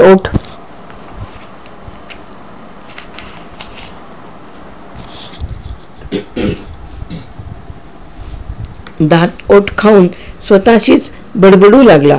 एके दिवशी तर सुंदरी त्या मोटारमध्ये बसून गेलेली बगारामाने पाहिली. अगदी प्रत्यक्ष पाहिली.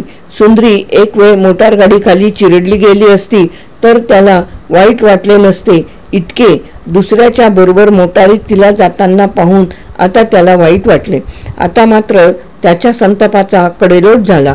एक वेळ तात्याबाला त्याने क्षमा केली असती पण त्या पाजी मोटारवाल्याला शक्यच नाही. कालतळी शक्य नाही. शेजारच्या चांभाराची अणकुचीदार आरी घेऊन त्याच्या मोटारच्या रबरी धावांची चाळण करून टाकावी असे त्याला वाटले. नुसते वाटले नाही तर तो उठला आणि चांभाराच्या दुकानात देखील गेला होता आरी आणायला. तोच समोरच्या तात्याबाच्या पोरीसाठी तो मोटारवाला कालच चपला उधार घेऊन गेल्याची बातमी.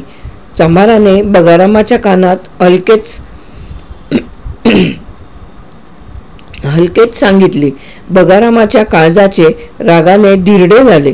यावेळी त्याच्या समोर त्याचा प्रतिस्पर्धी मोटारवाला उभा असता तर त्या चांभाराचे सारे दुकान त्याने 3 मजल्यावरून त्याच्या टाळक्यावर उपडे केले असते.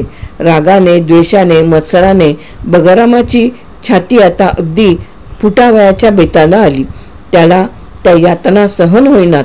यापेक्षा सुंदरीला जाऊन प्रत्यक्ष विचारावे, अजून कदाचित आपले नशीब उलटेल. नाही कुणी म्हणावे म्हणजे सोक्ष का मोक्ष तो एकदाचा होऊन जाईल. पण यातनेच्या नरकात आता खुजत पडणे नको असे बगारामाला वाटले. त्या दिवशी तात्याबा शेजारच्या दुकानात विडी ओढायला म्हणून गेले असताना बगाराम तीराच्या वेगाने त्यांच्या दुकानात शिरला. बगारामाचा प्रतिस्पर्धीही दुकानात दिसत नव्हता. इतक्या दिवसांनी आपण दुकानात जातो आहोत. सुंदरी आपले हसऱ्या चेहऱ्याने स्वागत करील. पहिलीचे पुस्तक तुमच्या दुकानात आहे का म्हणून लाजून विचारील. पण छे, बगारामाच्या या आशा व्यर्थ ठरल्या. जाफराबादी म्हशीच्या मार्कट मुद्रेने सुंदरीने बगारामाला न्याहाळले व दात विचकल्यासारखे केले. सुंदरे, विषमज्वराच्या दुखणाईताप्रमाणे बगाराम विव्हळला. बगाराम, तुम्ही माझ्याशी बोलू नका. दाताचा पिंजरा एकदम गपकन मिटून सुंदरी म्हणाली. सुंदरे, इतकी कठोर होऊ नकोस. इतक्यातच तो दिवस विसरलीस? सुंदरे, मी तुला पहिलीची 4 पुस्तके देईन. शुक्रवारची काबली देईन. बगारामाचा गळा दाटून आला होता. मला नको जा तुमची ती काबली. आम्ही परवा आंब्याचे आईस्क्रीम खाल्लं. सुंदरी जिभल्यासाठीत म्हणाली.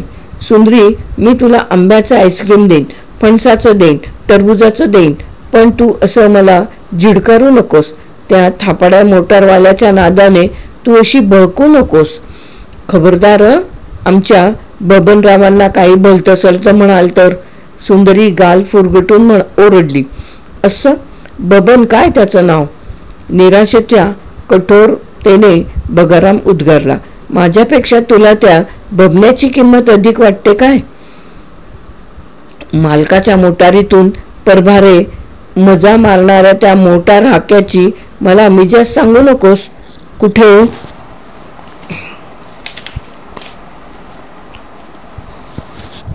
कुठे एकदा मोटारीतून तुला चक्कर मारून आणले तर बबण्याचा बबनराव झाला काय? नसली मोटार गाडी त्यांची म्हणून काय झाले? मोटारीत तर आम्हाला बसायला मिळते. तुमच्या दुकानात काय कागदाच्या पत्रावळी टाचीत बसायचे? कोपऱ्यात सापडलेल्या मांजरीप्रमाणे गुरगुरत सुंदरी बोलली. बाजाच्या पेटीत भात्याप्रमाणे तिचे ओठ मागे पुढे हलत होते. सुंदरीचे शब्द करवतीप्रमाणे बगारामाचे काळीज कापीत गेले. बगारामाच्या हृदयाला उरलेला शेवटचा आशातंतू तुटला. स्वतःच्या धंद्याची इतकी निर्दय थट्टा सुंदरी करील अशी त्याला स्वप्नात देखील कल्पना नव्हती. बस, आटोपला आपला प्रेमग्रंथ. संपला सुंदरीचा आणि आपला ऋणानुबंध. सुंदरे, निष्ठुर मुली, काय बोललीस तू हे? बगाराम निर्जीवपणे बोलू लागला. इतका का माझा तुला तिटकारा वाटू लागला? सुंदरे, मला आधी सांगितले असतेस तर मी कशाला आशेने मनोरे बांधले असते. त्या मोटारवाल्याने काय तुझ्यावर मोहिनी टाकली आहे काही कळत नाही. वेडेपोरी, सोडून दे त्या माणसाचा नाद. पुन्हा सांगतो, फसशील बरे. चल, एक सोडून 56 मोटारी देईन मी तुला. शनिवार वाड्यापुढे कितीतरी उभे असतात. चल. बगारामाने चटकन सुंदरीचा हात धरला. हातावर झुरळ चढल्याप्रमाणे सुंदरीने एकदम हात झाडला व बाजाच्या पेटीच्या 4 पट्ट्या एकदम दाबाव्यात तशा स्वरात ती ओरडली. होता की नाही दूर तुम्ही? मी बाबांना सांगेन. मी बबनरावांना हाक मारीन. आपल्या प्रतिस्पर्ध्याच्या नावाचा उच्चार होताच बगारामाच्या द्वेषाच्या ज्वाला एकदम भडकून उठल्या. जा जा, त्या थेरड्याला हाक मार, नाहीतर त्या बबण्याला बोलाव. बगाराम चवताळून म्हणाला, म्हणे मी बबनरावाला हाक मारते. वारे वा बबनराव. शिमग्याच्या सोंगासारखी त्याची ती साहेबी टोपी काय न मोटारच्या वंगणाने बरबटलेले त्याचे हात काय आणि गुडघ्यावर फाटलेले विजारीचे पोते काय. उडान टप्पू हंडीबाग कुठला. हा हा हा. बगाराम मोठमोठ्याने स्वतःशीच हसू लागला. हा हा हा. बगारामाच्या पाठीमागून विकट हास्याची गर्जना झाली. तो मागे वळून पाहतो तो हाताच्या बाह्या मागे सारून डोळे गरगर फिरवीत अंगावर धावून येत असलेला त्याचा प्रतिस्पर्धी सुंदरीचा नवा दोस्त बबनराव. बगाराम मटकन खालीच बसला. उडान टप्पू हंडीबाग काय, शिमग्याचे सोंग, विजारीचे पोते. उतारावरून धावणाऱ्या फोर्ड गाडीप्रमाणे बबन गडगडला. पाजी माणसा, माझी बदनामी करतोस. जरी पुराण्या कुठला. तुझ्या दुकानातल्या पुस्तकांचे सरण रचून तुला जिवंत भाजून काढीन. काय समजलास. रद्दी विकून पोट जाळणारा कंगाल मला नावे ठेवतोस. बबनने आपल्या पोलादी पंजाची पकड बगारामाच्या गळ्याभोवती घातली. कोंडणपूरच्या जत्रेत कापायला काढलेल्या मेंढराप्रमाणे बगाराम किंचाळला. त्याबरोबर बबनला काय वाटले कोणास ठाऊक. घराबाहेर टाकण्यासाठी एखादे मरतुकडे मांजर उचलावे त्याप्रमाणे त्याने बगारामाला मान पकडून वर उचलले आणि अलगदपणे दुकानाच्या फळी बाहेर नेऊन सोडले. पिंजऱ्यातून सुटलेल्या उंदराप्रमाणे बगारामाने आपल्या बिळाकडे धाव घेतली. त्याने मागे वळून देखील पाहिले नाही.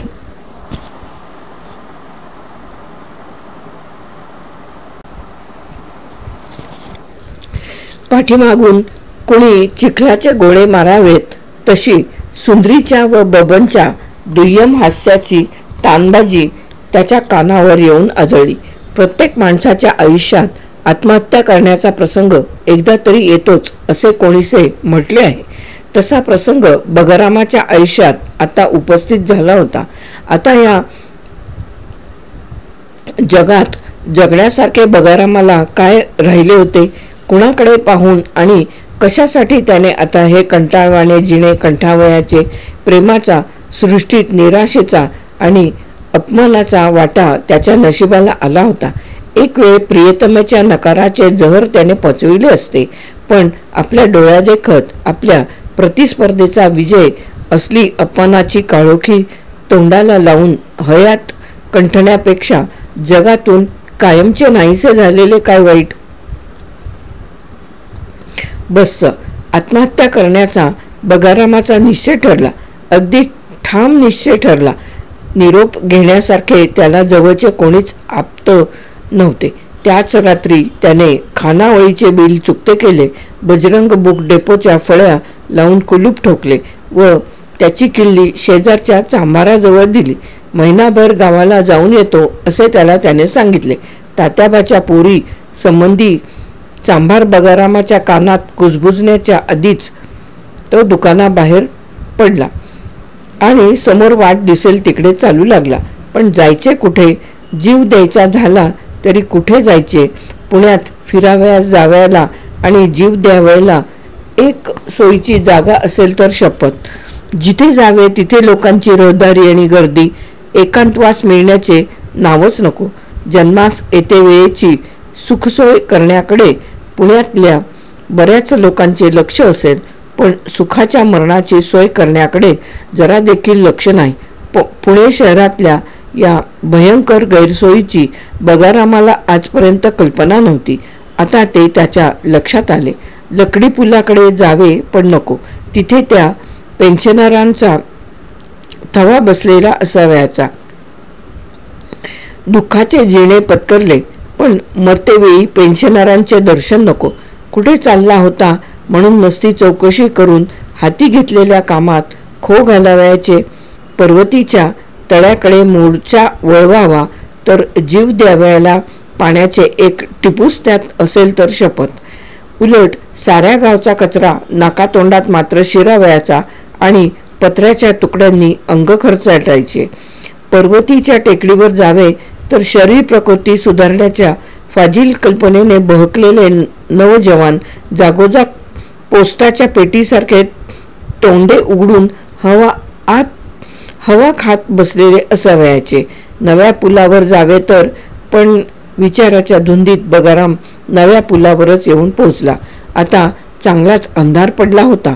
तथापि नव्या पुलाच्या कठड्यावर बसलेल्या कावळ्यांचा गोंगाट अद्याप कमी झाला नव्हता. लोकांची ये जा सारखी चालू होतीच, पण बाहेरच्या जगाची बगारामाला कोठून जाणीव असणार. तो आपल्या धुंदीत चाललाच होता. इतक्यात भली मोठी एक मोटार लॉरी समोरून वेगात आली. थोडक्यात चुकले, नाहीतर त्या मोटारखाली सापडून बगारामाच्या चिंध्या उडाल्या असत्या. टुणकन उडी मारून तो बाजूला झाला व त्याने त्या मोटारगाडीच्या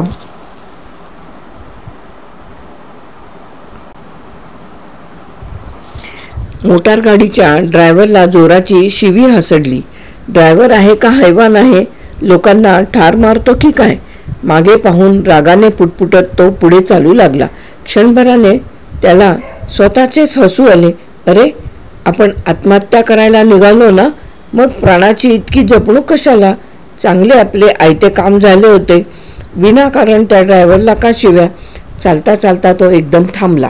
त्याच्या डोक्यात कसला तरी प्रकाश पडला.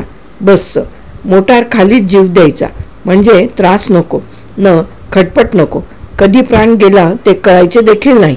आहा, पुण्यात सैरावैरात धावणाऱ्या या मोटारगाड्या म्हणजे माझ्यासारख्या दुःखी जीवांना केवढा तरी आधार आहे. पृथ्वीवरच्या प्रवासापेक्षा मृत्यूलोकाच्या प्रवासाची या गड्यांनी केवढी तरी सोय करून ठेवली आहे. एक वेळ यांच्या रबरी धावा हवा फस्त होऊन पृथ्वीवरचा प्रवास अडून बसायचा, पण मृत्यूलोकच्या प्रवासात यांच्याकडून अशी अडचण येण्याची मुळी भीतीच नको.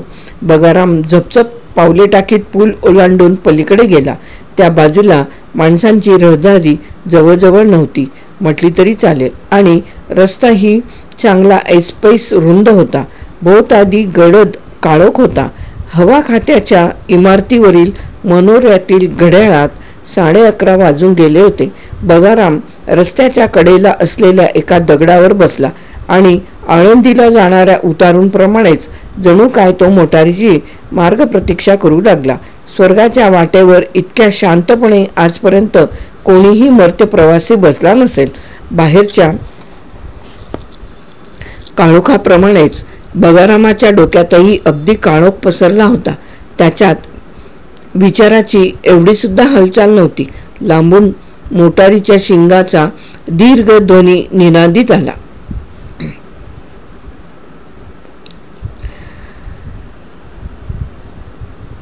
झाला.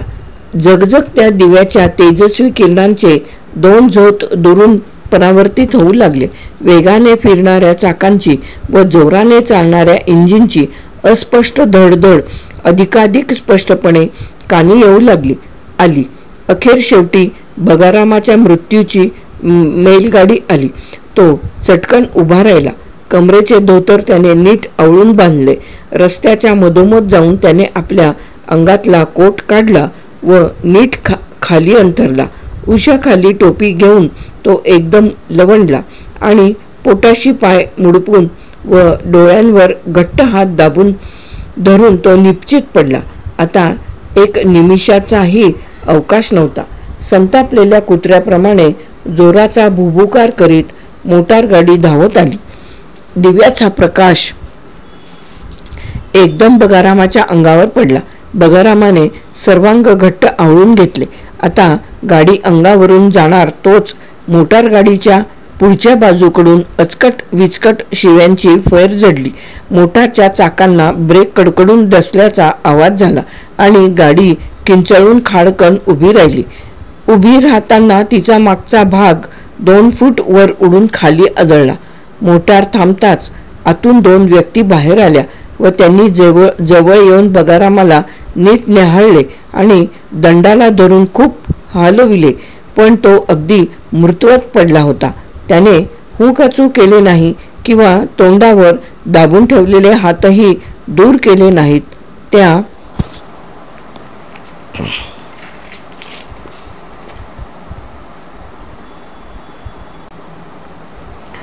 त्या दोन व्यक्ती एकमेकीशी काहीतरी पुटपुटल्या व त्यांनी बगारामाला अलगदपणे उचलून मोटारीत घातले.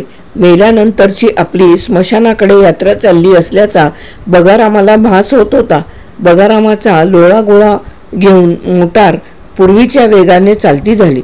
कोरेगाव रस्त्यावरील एका सुंदर बंगल्यामधील शृंगारलेल्या दालनात मच्छरदाणीने अवगुंठिलेल्या एका पितळी पलंगावर उबदार ब्लँकेटात गुंडाळलेले एक गाठोडे पडलेले होते. सकाळचे चांगले 8 वाजून गेले असतील. सूर्याची पिवळी धमक उन्हे बंगल्या बाहेरच्या बागेतील रंगीबिरंगी फुलझाडांवर खेळू लागली होती. त्या उन्हाचा कवळसा त्या खिडकीच्या जाळ्यातून त्या पलंगाच्या एका कोपऱ्यावर पडलेला होता. थोड्या वेळाने त्या गाठोड्यात हालचाल सुरू झाल्याची चिन्हे मच्छरदाणीच्या जाळीतून दिसू लागली. काही वेळाने गाठोड्याच्या एका बाजूने एक माणसाचा पाय बाहेर आला व दुसऱ्या बाजूने हाताची बोटे हळूहळू वर येताना दिसू लागली. अरबी भाषेतल्या चमत्कारिक गोष्टीत वर्णन केलेल्या रॉक पक्षाच्या अंड्यातून नुकतेच पिलू बाहेर पडताना जसा देखावा दिसला असता तसे ते दृश्य दिसत होते. 2-4 मिनिटांच्या आतच त्या ब्लँकेटचा एक पदर उचलला गेला व आतून 2 डोळे चमकताना दिसू लागले. इतक्यात बाहेरून कोठून सदर्न मराठा रेल्वेच्या इंजिनचा चौपदरी सूर वातावरणात उठला. ब्लँकेट विद्युल्लतेच्या वेगाने वरचेवर फेकले गेले व आधी प्रकट झालेल्या हातापायांचा अदृश्य असलेला मालक बगारामाच्या रूपाने त्या पलंगाच्या मधोमध कचकड्याच्या बाहुलीच्या पावित्र्यात बसलेला दृष्टीस पडला. काय, स्वर्गात देखील सदर्न मराठा रेल्वे आहे? हाय रे कमनशीब. आधी मला हे कळते तर जीव देण्याच्या भानगडीत मी कशाला पडलो असतो. परमेश्वरा, तुझ्या राज्यात तू अद्यापी सर्व आगगाड्या सरकारी का केल्या नाहीस रे? बगारामाने डोळे चोळले व पाण्यात पोहून आल्यानंतर कुत्रे जसे अंग झाडते तसे त्याने अंग झाडले. हळूहळू तो पलंगाच्या कडेला सरकत आला व मच्छरदाणीच्या जाळीदार पडद्यातून डोके बाहेर काढून आजूबाजूला पाहू लागला. खास स्वर्गच हा. संगमरवरी दगडांची गुळगुळीत फरशी, नयन मनोहर रंगाच्या वेलबुट्ट्यांनी भुशविलेल्या भिंती, रुंद सोनेरी चौकटीची त्यावर टांगलेली सुंदर चित्रे, केशरी मखमलीच्या गुबगुबीत गिरद्यांनी मढविलेल्या खुर्च्या आणि कोचे, चकचकणाऱ्या मेजावर ठेवलेली रौप्य पुष्पपात्रे आणि पांढरे शुभ्र अर्धपुतळे. स्वर्ग, स्वर्ग तो यापेक्षा दुसरा कोणता असणार? आणि ज्या अर्थी आपल्याला हा पाहण्याचे भाग्य लाभत आहे त्या अर्थी आपण खास मेलो असलो पाहिजे यात शंका नाही. कारण मेल्याशिवाय स्वर्ग दिसत नाही अशी मराठी भाषेत म्हण असल्याचे बगारामाला आठवल्यासारखे वाटले आणि त्याबरोबर अजूनही आपल्याला मराठी येत असल्याचे त्याला आश्चर्य वाटले. आणि स्वर्गात इतके सौंदर्य भरलेले असताना त्या अभद्र सदर्न मराठा रेल्वेचा फाटा त्या ठिकाणी परमेश्वराने कशाला काढावा? पण जाऊ द्या. ज्याला चंद्रावर साठलेल्या धुरळ्यावर फडके मारावयाला युगेनयुगे वेळ मिळाला नाही त्या परमेश्वराचे लक्ष गंजलेल्या जुनाट आगगाड्यांकडे कोठून जाणार?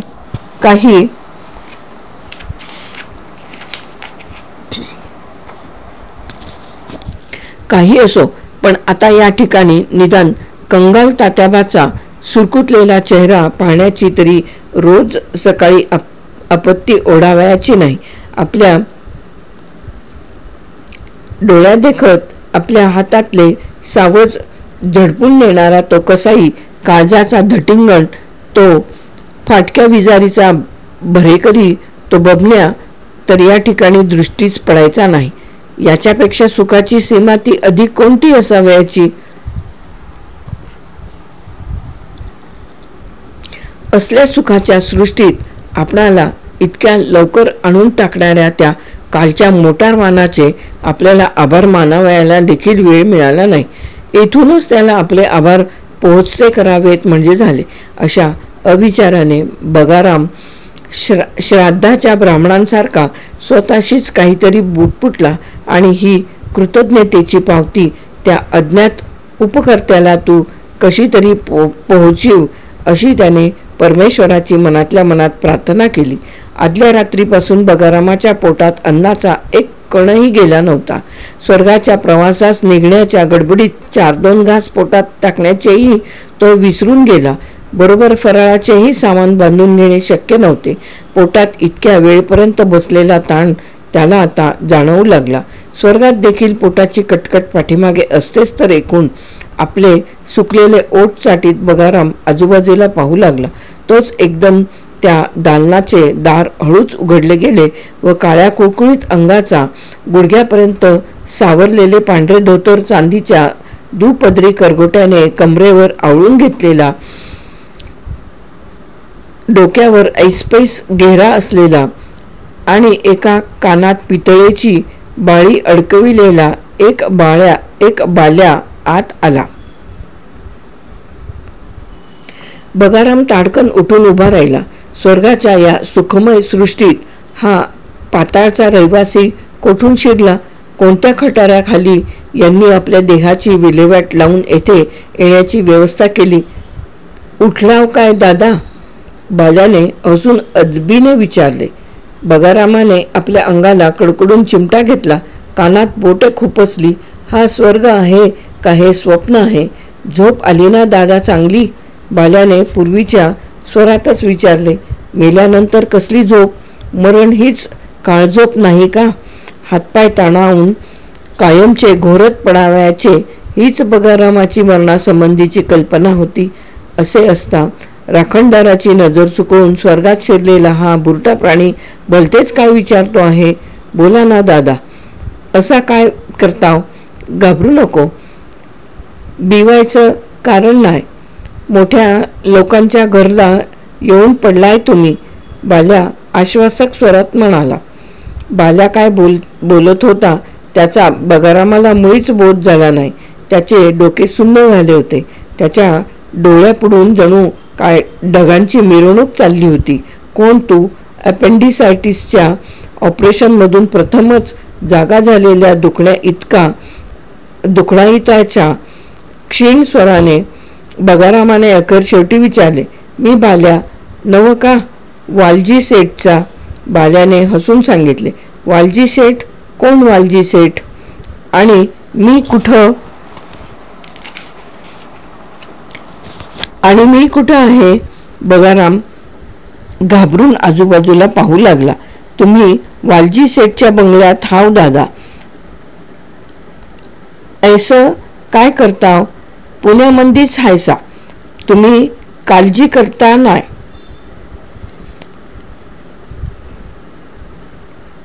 काय पुण्यातच आहे मी अजून? स्वर्गात नाही? स्वर्गात नाही मी? हाय रे नशिबा. एकूण ती मोटार गाडी स्वर्गात जाणारी नव्हती, पुण्यातच येणारी होती. रस्ता चुकल्याची जाणीव होताच एखादे 5 वर्षाचे पोर रडका चेहरा करून जसे केविलवाण्या नजरेने बघू लागते तसा बगाराम त्या बाल्याकडे बघू लागला. एकूण मी पुण्यातच आहे तर. कपाळावर हात मारून बगाराम मटकन खालच्या फरशीवर बसला. त्याच्या डोळ्यांपुढे उकरलेले रस्ते, अंधारे बोळ, दुर्कटलेली घरे, कचऱ्याच्या पेट्या एखाद्या पवनचक्कीच्या पात्याप्रमाणे गरगर फिरू लागल्या. मोटार गाड्यांच्या पोटातून तांगे, सायकली व म्हशी चालल्याचे दृश्य त्याला दिसू लागले. दुःखातिशयाने गदगदलेल्या माणसाप्रमाणे दोन्ही हातांनी डोके दाबून घेऊन आणि डोळे घट्ट मिटून तो रडू लागला. पुन्हा दिसणार तो अभद्र तात्याबा आणि त्याचा तो चहाचा बोंब आणि पत्र्याची पेटी, मोटार हाकणारा तो बोकड बमल्या. पुन्हा उघडणे आले बजरंग बुगडेपो. छे, आपल्या नशिबी कुठला असणार स्वर्ग? इतके पुण्य कुठले असणार आपल्या संचयी? शाळेमधल्या अजाण व निष्पाप अर्भकांना 1 आण्याचे पुस्तक 11 आण्याला विकून त्यावर मिळवलेल्या नफ्याच्या पैशाने आपण पापाचे रांजण भरले आहेत. त्या वाल्या कोळ्यासारखे एवढे मोठे रांजण पाठीशी बांधून स्वर्गापर्यंत कसे चढता येणार? त्या पापांचे प्रायश्चित्त आपणाला अशा रीतीने भोगायलाच पाहिजे. रडतोस कशास दादा? तुमचे काय वाईट झालंय नाही? तुमचं काय वाईट झालंय नाही? बाल्या बगारामाची समजूत घालू लागला.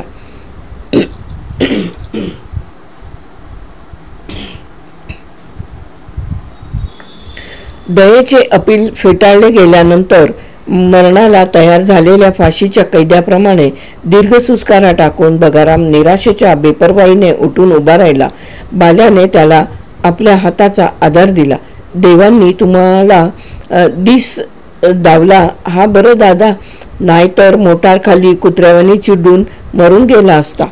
वेडेवाकडे तोंड करून बाल्या बोलला. मेलो असतो तर फार फार बरे झाले असते. हॅमलेटच्या आत्मगत भाषणाच्या चालीवर बगाराम स्वतःशीच पुटपुटला. असं काय बोलता वेड्यागत? चला, जगला वाचला. चांगलं आपल्या बायका पोरात जाऊन पडाल. नाही रे, बायका पोरं असती तर कशाला गेलो असतो जीव द्यावयाला? बगाराम विषण्णपणे म्हणाला.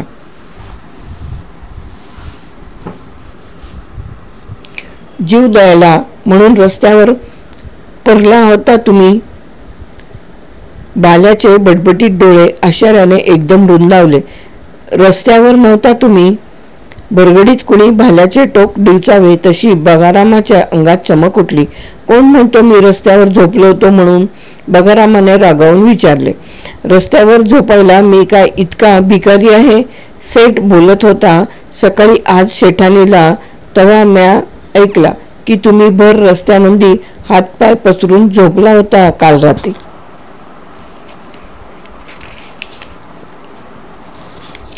साप चूक आहे त्यांची ही समजूत. बगाराम एकदम खवळून म्हणाला. वा, म्हणजे मी चांगला जीव द्यायला रस्त्यात पडलो होतो आणि म्हणे रस्त्यावर झोपलो होतो हातपाय पसरून. आपण जीव तोडून इतकी मरायची खटपट केली आणि लोकांचा असा गैरसमज व्हावा म्हणजे काय? यापेक्षा अपमान तो कोणता? बगारामाच्या नाकाचा शेंडा अगदी लाल होऊन गेला होता. जाऊ द्या ते दादा, तुम्ही आपलं चाय प्यायला चला. शेठ मगापून वाट पाहतायत तुमची. चहाचे नाव कानी पडताच बगारामाचा राग एकदम थंड झाला. त्याच्या पोटात आता बुकेचे चांगलेच काहूर माजले होते. बाल्याच्या मागून तो मुकाट्याने चालू लागला.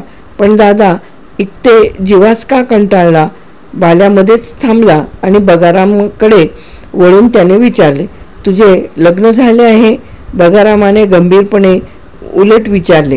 बाल्या पाठ घुसळून खुदकन हसला. जणू काय त्याच्या पाठीला कुणी गुदगुल्या केल्या. नाही दादा, अजून नाही. आणि क्षणभर घोटाळून पुढे म्हणाला. ठरलंय ना? हरकत नाही. मग आता मला सांग, तुझी पोरगी दुसऱ्या एखाद्या माणसाच्या नादाने बळकली आणि तुला पार विसरून गेली तर तू काय करशील? बगारामाने बाल्याच्या पुढं गंभीर प्रश्न टाकला. काय करीन मी म्हणता? बाल्याने डोळे रोखून कठोर स्वरात विचारले. तिच्या नाकावर टिचून दुसरी आणीन. सोडायचा नाही. बायकोची पत्रास काय? 50 पत्रास काय? बगारामाचा अवघड प्रश्न बाल्याने चुटकीसरशी सोडवला. बगारामाच्या डोक्यात एकदम प्रकाश पडला. प्रेम निराशेचा प्रश्न इतक्या सोप्या रीतीने सोडविता येतो याची त्याला कल्पनाच नव्हती. या बाल्याने आपल्याला अजबच उपाय सुचविला. एकीच्या नाकावर टिचून दुसरी आणायची, इतकी सोपी युक्ती हत्तीच्या. मग सुंदरीच्या दाताला काय हिरेमाणके चिकटली आहेत? तिच्यापेक्षा सवयी दातांच्या दुसऱ्या पोरी मिळतील. बगारामाच्या डोळ्यांपुढून मुलींची शाळा सुटल्यासारखे पोरींचे घोळके सरकू लागले. इतक्या क्षुल्लक गोष्टीसाठी का आपण जीव देणार होतो? किती मूर्खपणा! जीव देण्याची आठवण होताच बगारामाच्या अंगाचा थरकाप झाला. नको ती आठवण. नशिबाचा आधार म्हणूनच आपण वाचलो. मनातल्या मनात त्याने वालजी शेठना शतशः दुवा दिला. उगाच नाही. पलीकडच्या खोलीत जाता जाता विजयानंदाने बगारामाकडे बाल्याने पाहिले. वालजी शेठ त्या खोलीत अस्वस्थपणे इरजारा घालीत होते. आदल्या रात्री मोटारीत घालून आणलेले हे माणसाचे गाठोडे 2 पायांवर पुन्हा उभे राहते की नाही याची त्यांना शंका पडली होती. नाहीतर उपकार करावयाला जावे आणि भलतीच बिलामत अंगाला चिकटावी. त्या माणसाची हालहवाल पाहून यावयाला त्यांनी बाल्याला आत पाठवले होते. कधीचा आत गेला तरी तो बाहेर येत नाही म्हणून ते चिंताक्रांत झाले होते. त्या दालनात डोकावून पाहावयाला देखील त्यांचा धीर होत नव्हता. बाल्याच्या मागोमाग माणुसकीत परत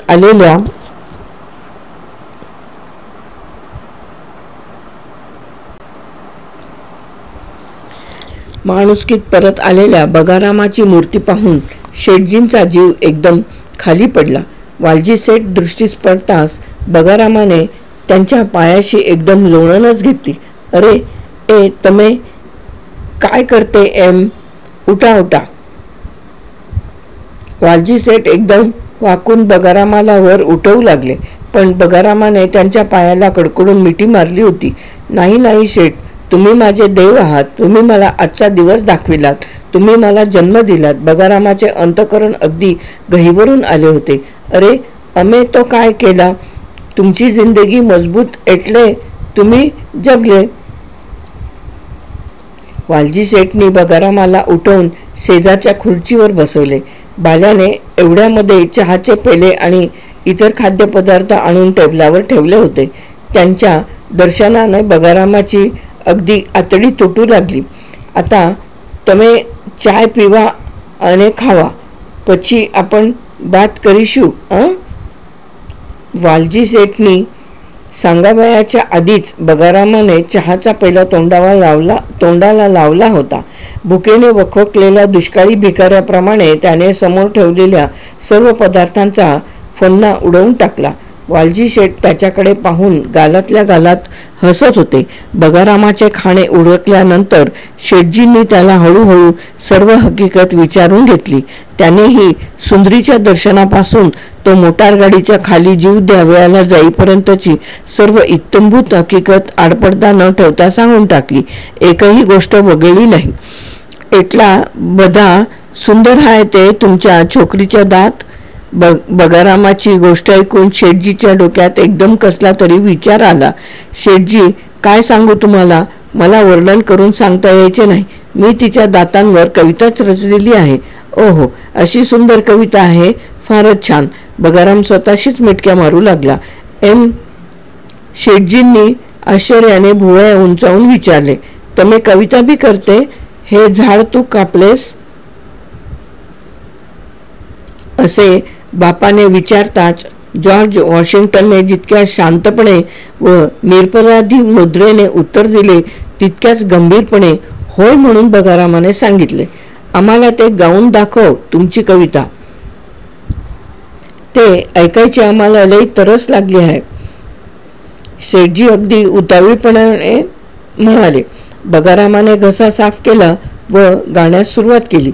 सुंदरी सुरेख किती तव दात, मोजूनी घ्यावे 32 सगळे, एक उणानच त्यात, शंख शिंपले अनेक कवड्या, यावर करती मात, चणे फुटाणे तशा सुपाऱ्या, फोडीसी तू निमिषात, हसता वाटे बत्ताशांती सांडतसे बरसात, तोंड मिटविनी बसती माकडे, हत्तीही झुरती बनात.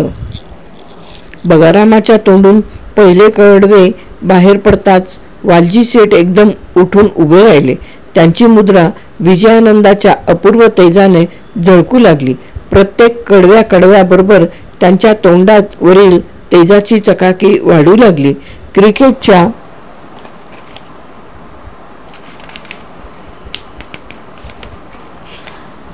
चौरंगी सामन्यातील शेवटच्या अटीतटीच्या खेळात विजयी खेळाडूच्या प्रत्येक टोल्याबरोबर त्याचे पक्षपाती प्रेक्षक जसे हर्षातिरेकाने एकदम उठून उभे राहतात, तशा बगारामाच्या प्रत्येक शब्दागणिक शेठजीच्या भावना आनंदातिशयाने उचंबळू लागल्या. शेठजींचा उत्तेजक चेहरा पाहून बगारामाला नुसते स्फुरण चढले होते. तो घसा खरवडून मोठमोठ्याने ओरडत होता. शेवटचे कडवे संपून बगाराम ध्रुवपदाकडे वळला नाही तोच शेठजीने एकदम उडी मारली व बगारामाला कडकडून आलिंगन दिले. मारी नाखू, एकदम मारी नाखू.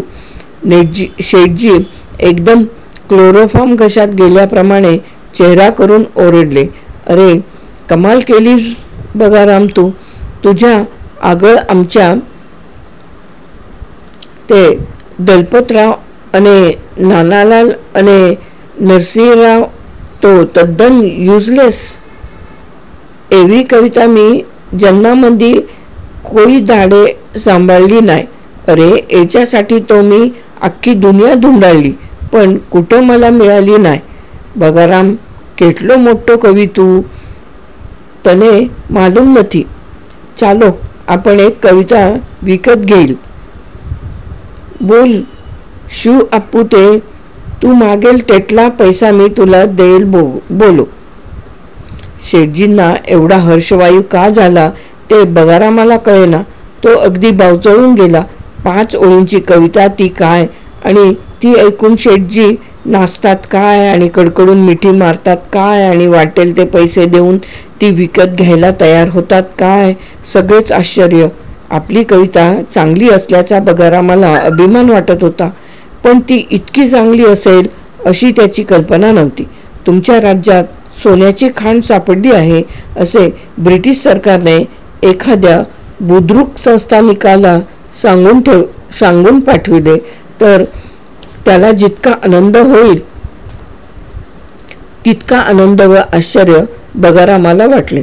तथापि कविता कितीही जरी चांगली झाली तरी बाजारात तिला इतका भाव येईल असे जर त्याला कोणी सांगितले असते तर ती त्याला थट्टाच वाजली असती.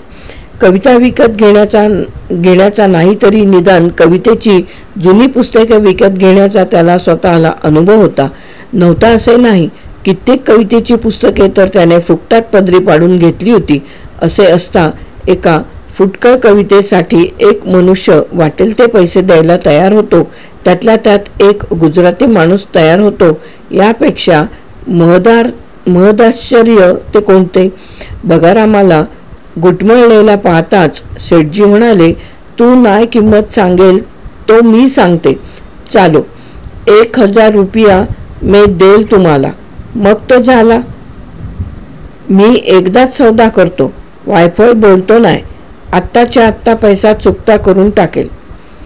1000 रुपये 6 ओळीचे 1000 रुपये. हर्षातिशयाने उडी मारण्याची आता बगारामची पाळी होती. संबंध 6 ओळीत 100 अक्षरे देखील भरायची पंचायत. प्रत्येक अक्षरागणिक 10 रुपये. सुंदरीचे दात कितीही सुंदर असले तरी तिच्या 32 दातांची किंमत ते तोंडातून उपटून काढल्यावर 32 पैसे देखील यायची नाही आणि त्याच दातांच्या कवितेची किंमत 1000 रुपये. आता मात्र बगारामाला संशय वाटू लागला की आपण स्वर्गात आहो की काय. शेठजी तुम्ही एकदा प्राण वाचवून जन्म दिलात. आता पुन्हा हे उपकाराचे ओझे डोक्यावर घालून मारून टाकू नका. मला 1000 रुपये काय करायचेत. माझी योग्यता नाही इतकी.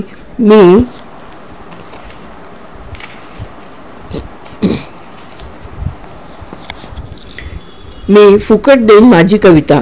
तुम्ही काय वाटेल ते करा तिचे. अरे तू काय पागल झाला आहे काय. असली कविता काय मोफत देणार.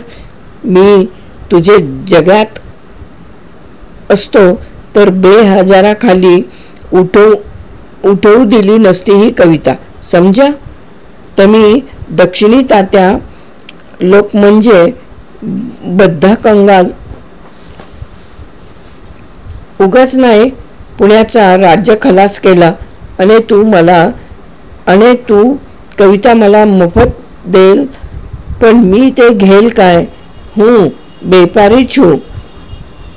मोफत बिफत नाही मी जाणते.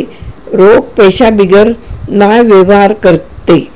अरे मी तो काय एक कविता खिशामध्ये ठेवेल काय.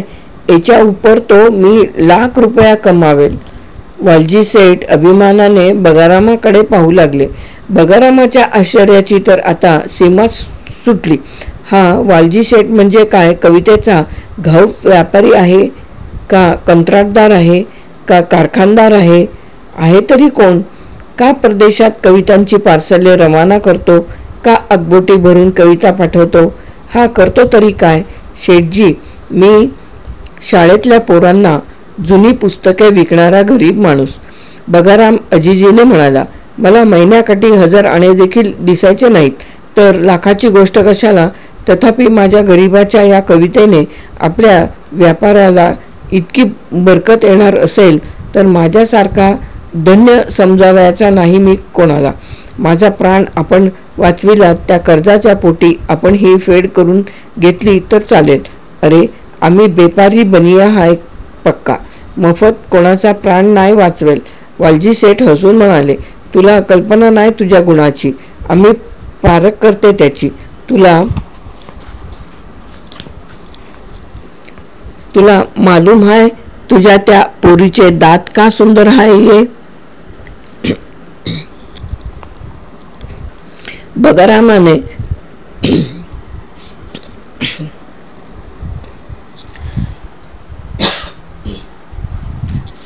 बगारामाने या गोष्टीचा कोठे विचार केला होता? आम्ही सांगते तुला, ते पोरीचे 32चे 32 दात शाबूत आहे ना, एक बी किडला नाही फुटला नाही ना, अख्खी सुपारी फोडून टाकते ना. ठीक, मग मी सांगू त्याच्या दात का मजबूत आहे ते? शेठजी अभिमानाने बगारामाकडे पाहू लागले. सुंदरीच्या दंत सौंदर्याच्या रहस्यावर शेठजी काय अपूर्व प्रकाश पाडणार त्याची बगारामाला कल्पना आली नाही. तो आ वासून त्यांच्याकडे पाहू लागला. ते म्हणजे काय आहे ते आमच्या जांबुवंत दंतमंजन दाताला लावते नक्की. शेठजीने झाकली मूठ खुली केली. जांबुवंत दंतमंजन हा काय प्रकार आहे? आश्चर्यामागून आश्चर्य, रहस्यामागून रहस्य. बगारामाचे डोके गरगरावयाला लागले. तुम्ही आमच्या जांबुवंत दंतमंजन पाहिला नाही, ऐकला बी नाही. शेठजींना भयंकरच आश्चर्य वाटले. अरे अख्खी दुनिया आमच्या दंतमंजन वापरते. हिंदुस्थानमध्येच नाही तो इंग्लंड, अमेरिका, जपानमध्ये बी आमचा माल जातो. आमची केटली मोठी फॅक्टरी आहे माटुंग्याला. 2000 माणसं काम करते तीमंदी. आम्ही दंतमंजन करते. खासी, खोकला, दमा, खरूज यांचा बी दवा बनवते.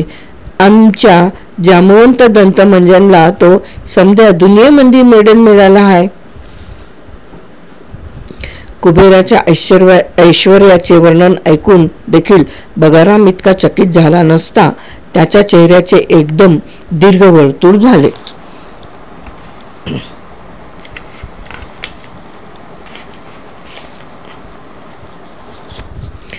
तू बी आमच्या दंतमंजन तो दाताला लाव, मग तुझे बी दात ते पोरीच्या दातांच्या सवाई होईल. शेठजी हसत हसत म्हणाले. बगारामाने लाजून आपले ओठ एकदम मुडपून घेतले. सुंदरीच्या दातांवर कडी करणे म्हणजे काय सोपी गोष्ट आहे? शेठजीने अजून पाहिले नाही म्हणून शेठजीच्या दंतमंजनाचा कारखाना जरी कोणी दातांवर ओतून घेतला तरी सुंदरीच्या दातांवर ताण करता येणे शक्य नाही. शेठजी, तुमचे हे दंतमंजन आमची ती मुलगी दाताला लावते की नाही मला माहीत नाही. इतक्या सकाळी तिला पाहण्याचा अजून प्रसंग आलाच नाही, ते जाऊ द्या. पण मला एवढे सांगा की माझ्या कवितेचा आणि तुमच्या जांबुवंत दंतमंजनचा संबंध काय ते अजून माझ्या लक्षात आले नाही काही. ज्योतिबा फुल्यांच्या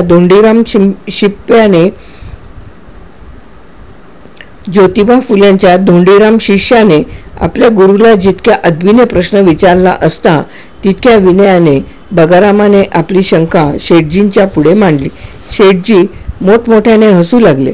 કેટલો પાગલ છે તું બગારામ, હજુ ધ્યાનમાં નથી આવવું? અરે तुझी एक कविता तो आम्ही ॲडव्हर्टाइजमेंट तरीके छापणार, जाहिराती दाखल छापणार. ઉપર एक सुंदर बाईलोकाचा फोटो आणि खाली તમારી कविता. तुझ्या ते पोरीचा फोटो पाहिजे तर आम्ही छापेल आणि अख्ख्या दुनियेला अमे प्रश्न करेल की बोला, ए बाईचा दात कसा सुंदर झाला. जामवंत दंजमंजन वापरते म्हणून शेठजी पुन्हा मोठमोठ्याने हसू लागले. स्वतःच्या अपूर्व शोधावर ते अगदी निहायत खुश झाले होते. एखाद्या जादूगाराने मुठभर माती घेऊन त्याची रुपयांची रास बनवावी तसा हा भगारामाला चमत्कार वाटला. उगाच नाही गुजराती लोक करोडोपती झाले. भगाराम, चाल, आम्ही तुझ्याशी करारच करते आता. शेठजी ताट उठून एकदम गंभीरपणे बोलू लागले. चाल, तू आमच्याकडे नोकरीला राहा आजपासून. आम्ही तुला 100 रुपया दरमहा देईल. एक दव्यावर आम्हाला एक कविता करून दे तू, अगदी बराबर याच्यासारखी. आमच्यापाशी अजून कितीतरी दवे आहेत, खासी, खोकला, खरूज. चाल, कबूल आहे. 100 रुपये दरमहा. 100 रुपये दरमहा ये पगार. कबूल म्हणून काय विचारता. एकदम कबूल, सपशेल कबूल. भगारामाने शेठजींच्या पायावर पुन्हा एकदम लोळून घेतली. पण शेठजी, माझ्या त्या दुकानाचे काय करायचे. भगारामाचा चेहरा जरा चिंताक्रांत झाल्यासारखा दिसला. अरे, ती दुकानच्या काय बोलून राहिलास. ती दुकान मी शमदा घेईल विकत. आमच्या कारखान्यात दवा बांधायला आम्ही ते कागद वापरेल.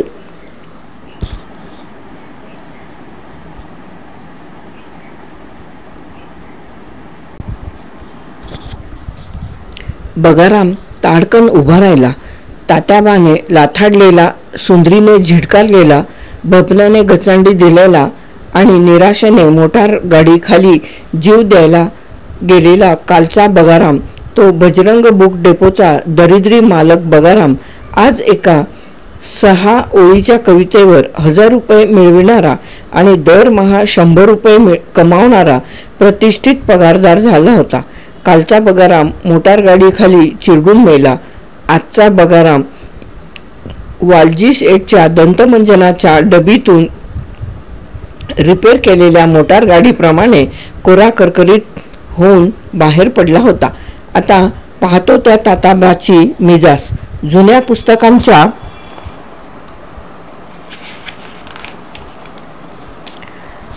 उकिरड्यावर लोळायला गाढव काय मी. चिंध्यावी का काय. थांब, तुझ्या पियुष चहाचा बंब डांबराच्या बादलीसारखा तुझ्या टाळक्यावर उपडा करतो. आणि त्या सुंदरीची तरी काय तमा. आता नाकात घातलेल्या नथेप्रमाणे स्वतःचे दात स्वतःभोवती ओवाळून घेत बसते. काय पण मिजाज.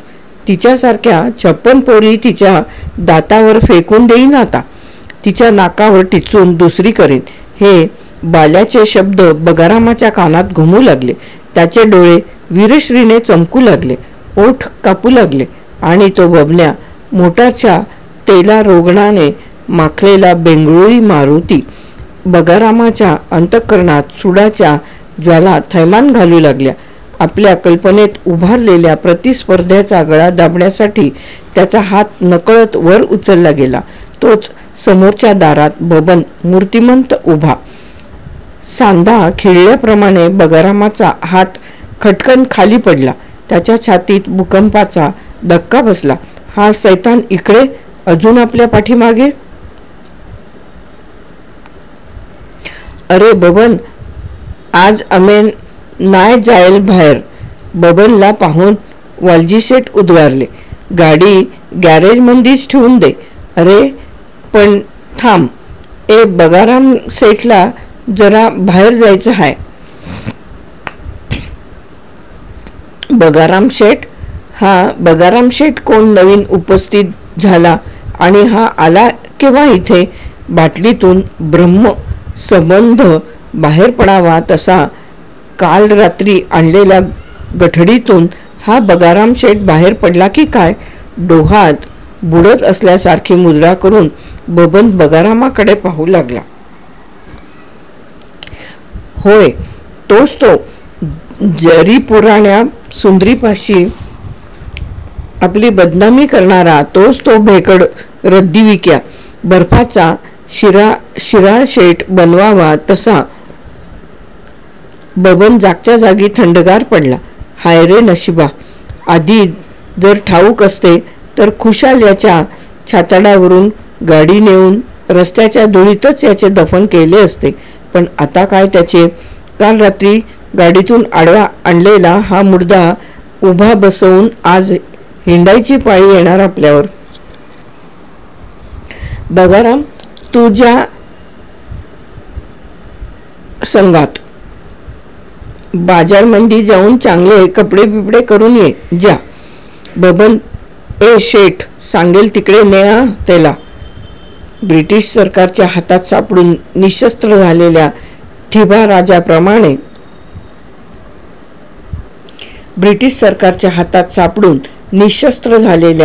राजाप्रमाणे बबनने बगाराम शेठला जुलमाचा सलाम केला. बगारामाच्या अंतःकरणात सुडाच्या देवता पंचपक्वान्नांवर ताव मारून जल्लोष करीत होत्या. बबनच्या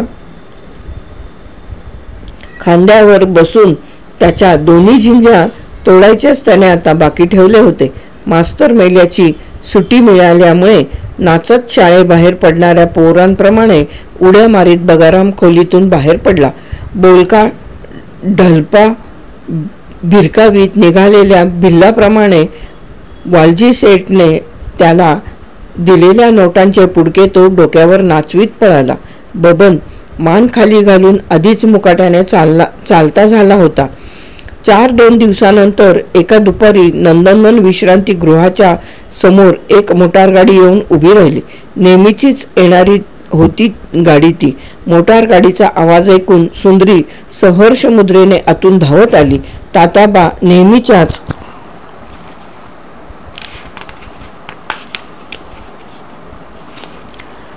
नेहमीच्याच खुर्चीवर बसले होते.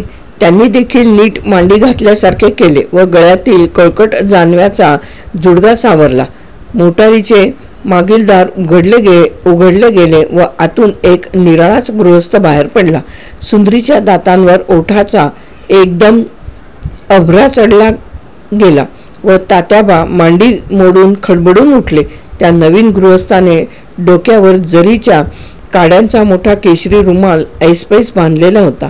अंगात काळ्या रंगाचा रेशमी कोट, बारीक किनारीचे पांढरे स्वच्छ धोतर व पायात पिवळ्या रंगाचा पातळ स्लीपर असा त्याचा थाट होता. तात्याबा अगदी आश्चर्यचकित झाले. अभाग्याच्या घरी बाबा ही कुठून कामधेनू आली हे त्यांना कळेना. आणि सगळ्यात आश्चर्य म्हणजे मोटारच्या पुढल्या बाजूला लगाम चाकावर डोके टेकून बबन, नेहमी धैर्यधरासारखा दणदण करीत दुकानात येणारा बबन अगदी शुंभासारखा स्वस्थ होता.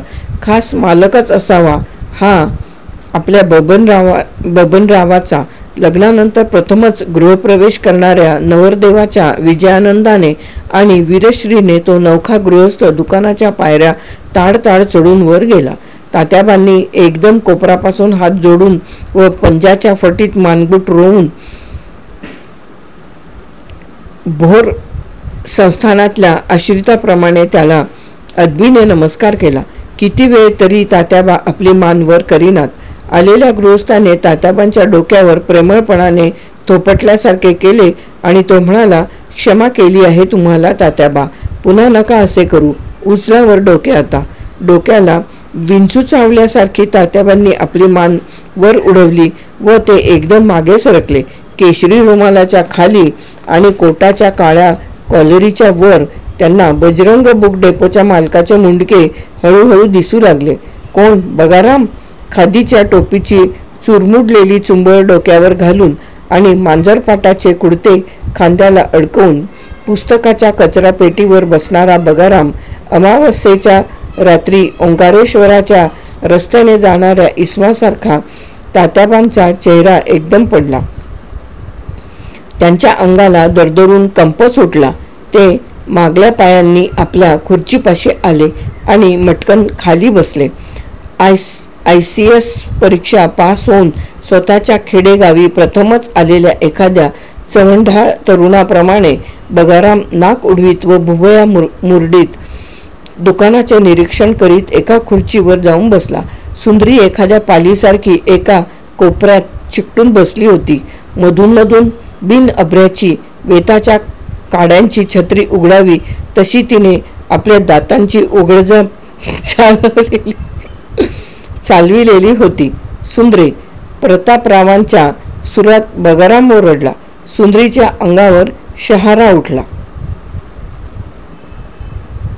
सुंदरी एखाद्या पालीसारखी एका कोपऱ्यात चिकटून बसली होती. मधून मधून बिन अभ्र्याची वेताच्या काड्यांची छत्री उघडावी तशी तिने आपल्या दातांची उघडझाप चालविलेली होती.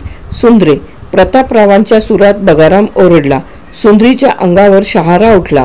एक कप चहा आण. मंतरलेल्या माणसासारखी सुंदरी बंबाजवळ गेली व कापऱ्या हातात चहाचा कप घेऊन टेबलाजवळ आली. मला नको. तो तिकडे रस्त्यावर तुझा बबन्या बसला आहे. त्याच्या नरड्यात हा आधणाचा काढा ओत. जा. सुंदरी बेदरल्यासारखी झाली. जा. उभी राहू नकोस. दे नेऊन त्याला. थट्टा नाही.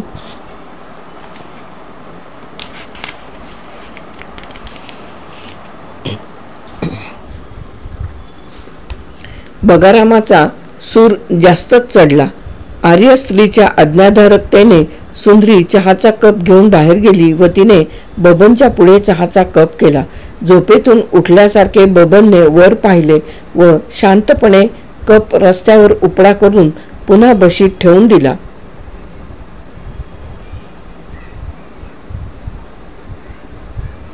सुंदरी मुकाट्याने दुकानात परत आली.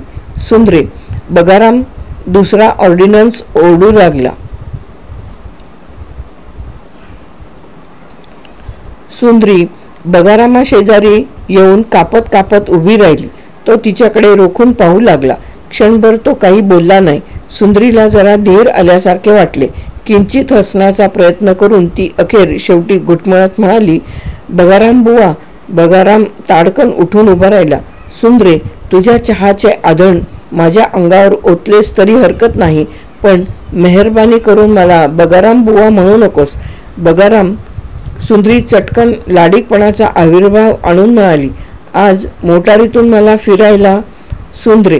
तिला मध्येच थांबवून बगाराम ओरडला, मला एक चहा घेऊन ये पाहू. हिरमुसल्या तोंडाने सुंदरीने चहाचा कप भरून आणला. काही न बोलता बगारामाने शांतपणे चहा संपविला. बगाराम, माझे पहिलीचे पुस्तक. सुंदरी ओठातल्या ओठात पुन्हा पुटपुटली. सुंदरे, काड्याचे पेटी आण पाहू.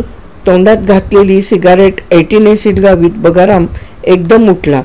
संक्रांतीला हलवा काढावा तसे त्याने खिशातून बरेचसे रुपये, नाणे, खुर्दा बाहेर काढला व टेबलावर पिचकारीत तो म्हणाला, सुंदरे, हे बघ. हे 2 कपाचे 2 आणे. हा 1 रुपया तुझ्या डोक्याला लावायला शिकाकाई व खोबरेल तेल आणायला. हे 6 रुपये 8 आणे तुझ्या वडिलांना दे वर्षाचे आगाऊ दाढी करण्यासाठी. आणि हे 4 आणे त्यांचे जानवे परटाकडून धुवून आणण्यासाठी. झाले. आता राहिला तुझा बबनराव. हा 1 रुपया त्याचे हात नि तोंड धुण्यासाठी सनलाईट साबू आणायला. आणि हे 5 रुपये तुझ्या लग्नाच्या वेळी त्याला कोरी बँडवाल्यासारखी थबकडी टोपी आणायला. माझा आहेर म्हणून समज. किती झाले? 13 रुपये आणि 14 आणे. घे मोजून. सिगारेटच्या धुराचे भपकारे दुकानभर सोडीत बगाराम ताड ताड दुकानाबाहेर पडला. राजाबाई टॉवर कोसळल्यासारखी सुंदरी कोसळली आणि तबकडी उडालेल्या कडळ्यासारखा चेहरा करून मावळत्या बगारामाच्या पाठीकडे पाहत ती उभी राहिली. दुकानापुढची मोटार केव्हाच निघून गेली होती. तिच्या मागून निघालेल्या धुळीच्या व धुराच्या लोटाकडे पाहत ताताबा विषण्ण चित्ताने गुणगुणू लागले, इस तन धन की कौन बढाई. कथा समाप्त. जांबुवंत दंतमंजन प्र के अत्रे यांची कथा समाप्त.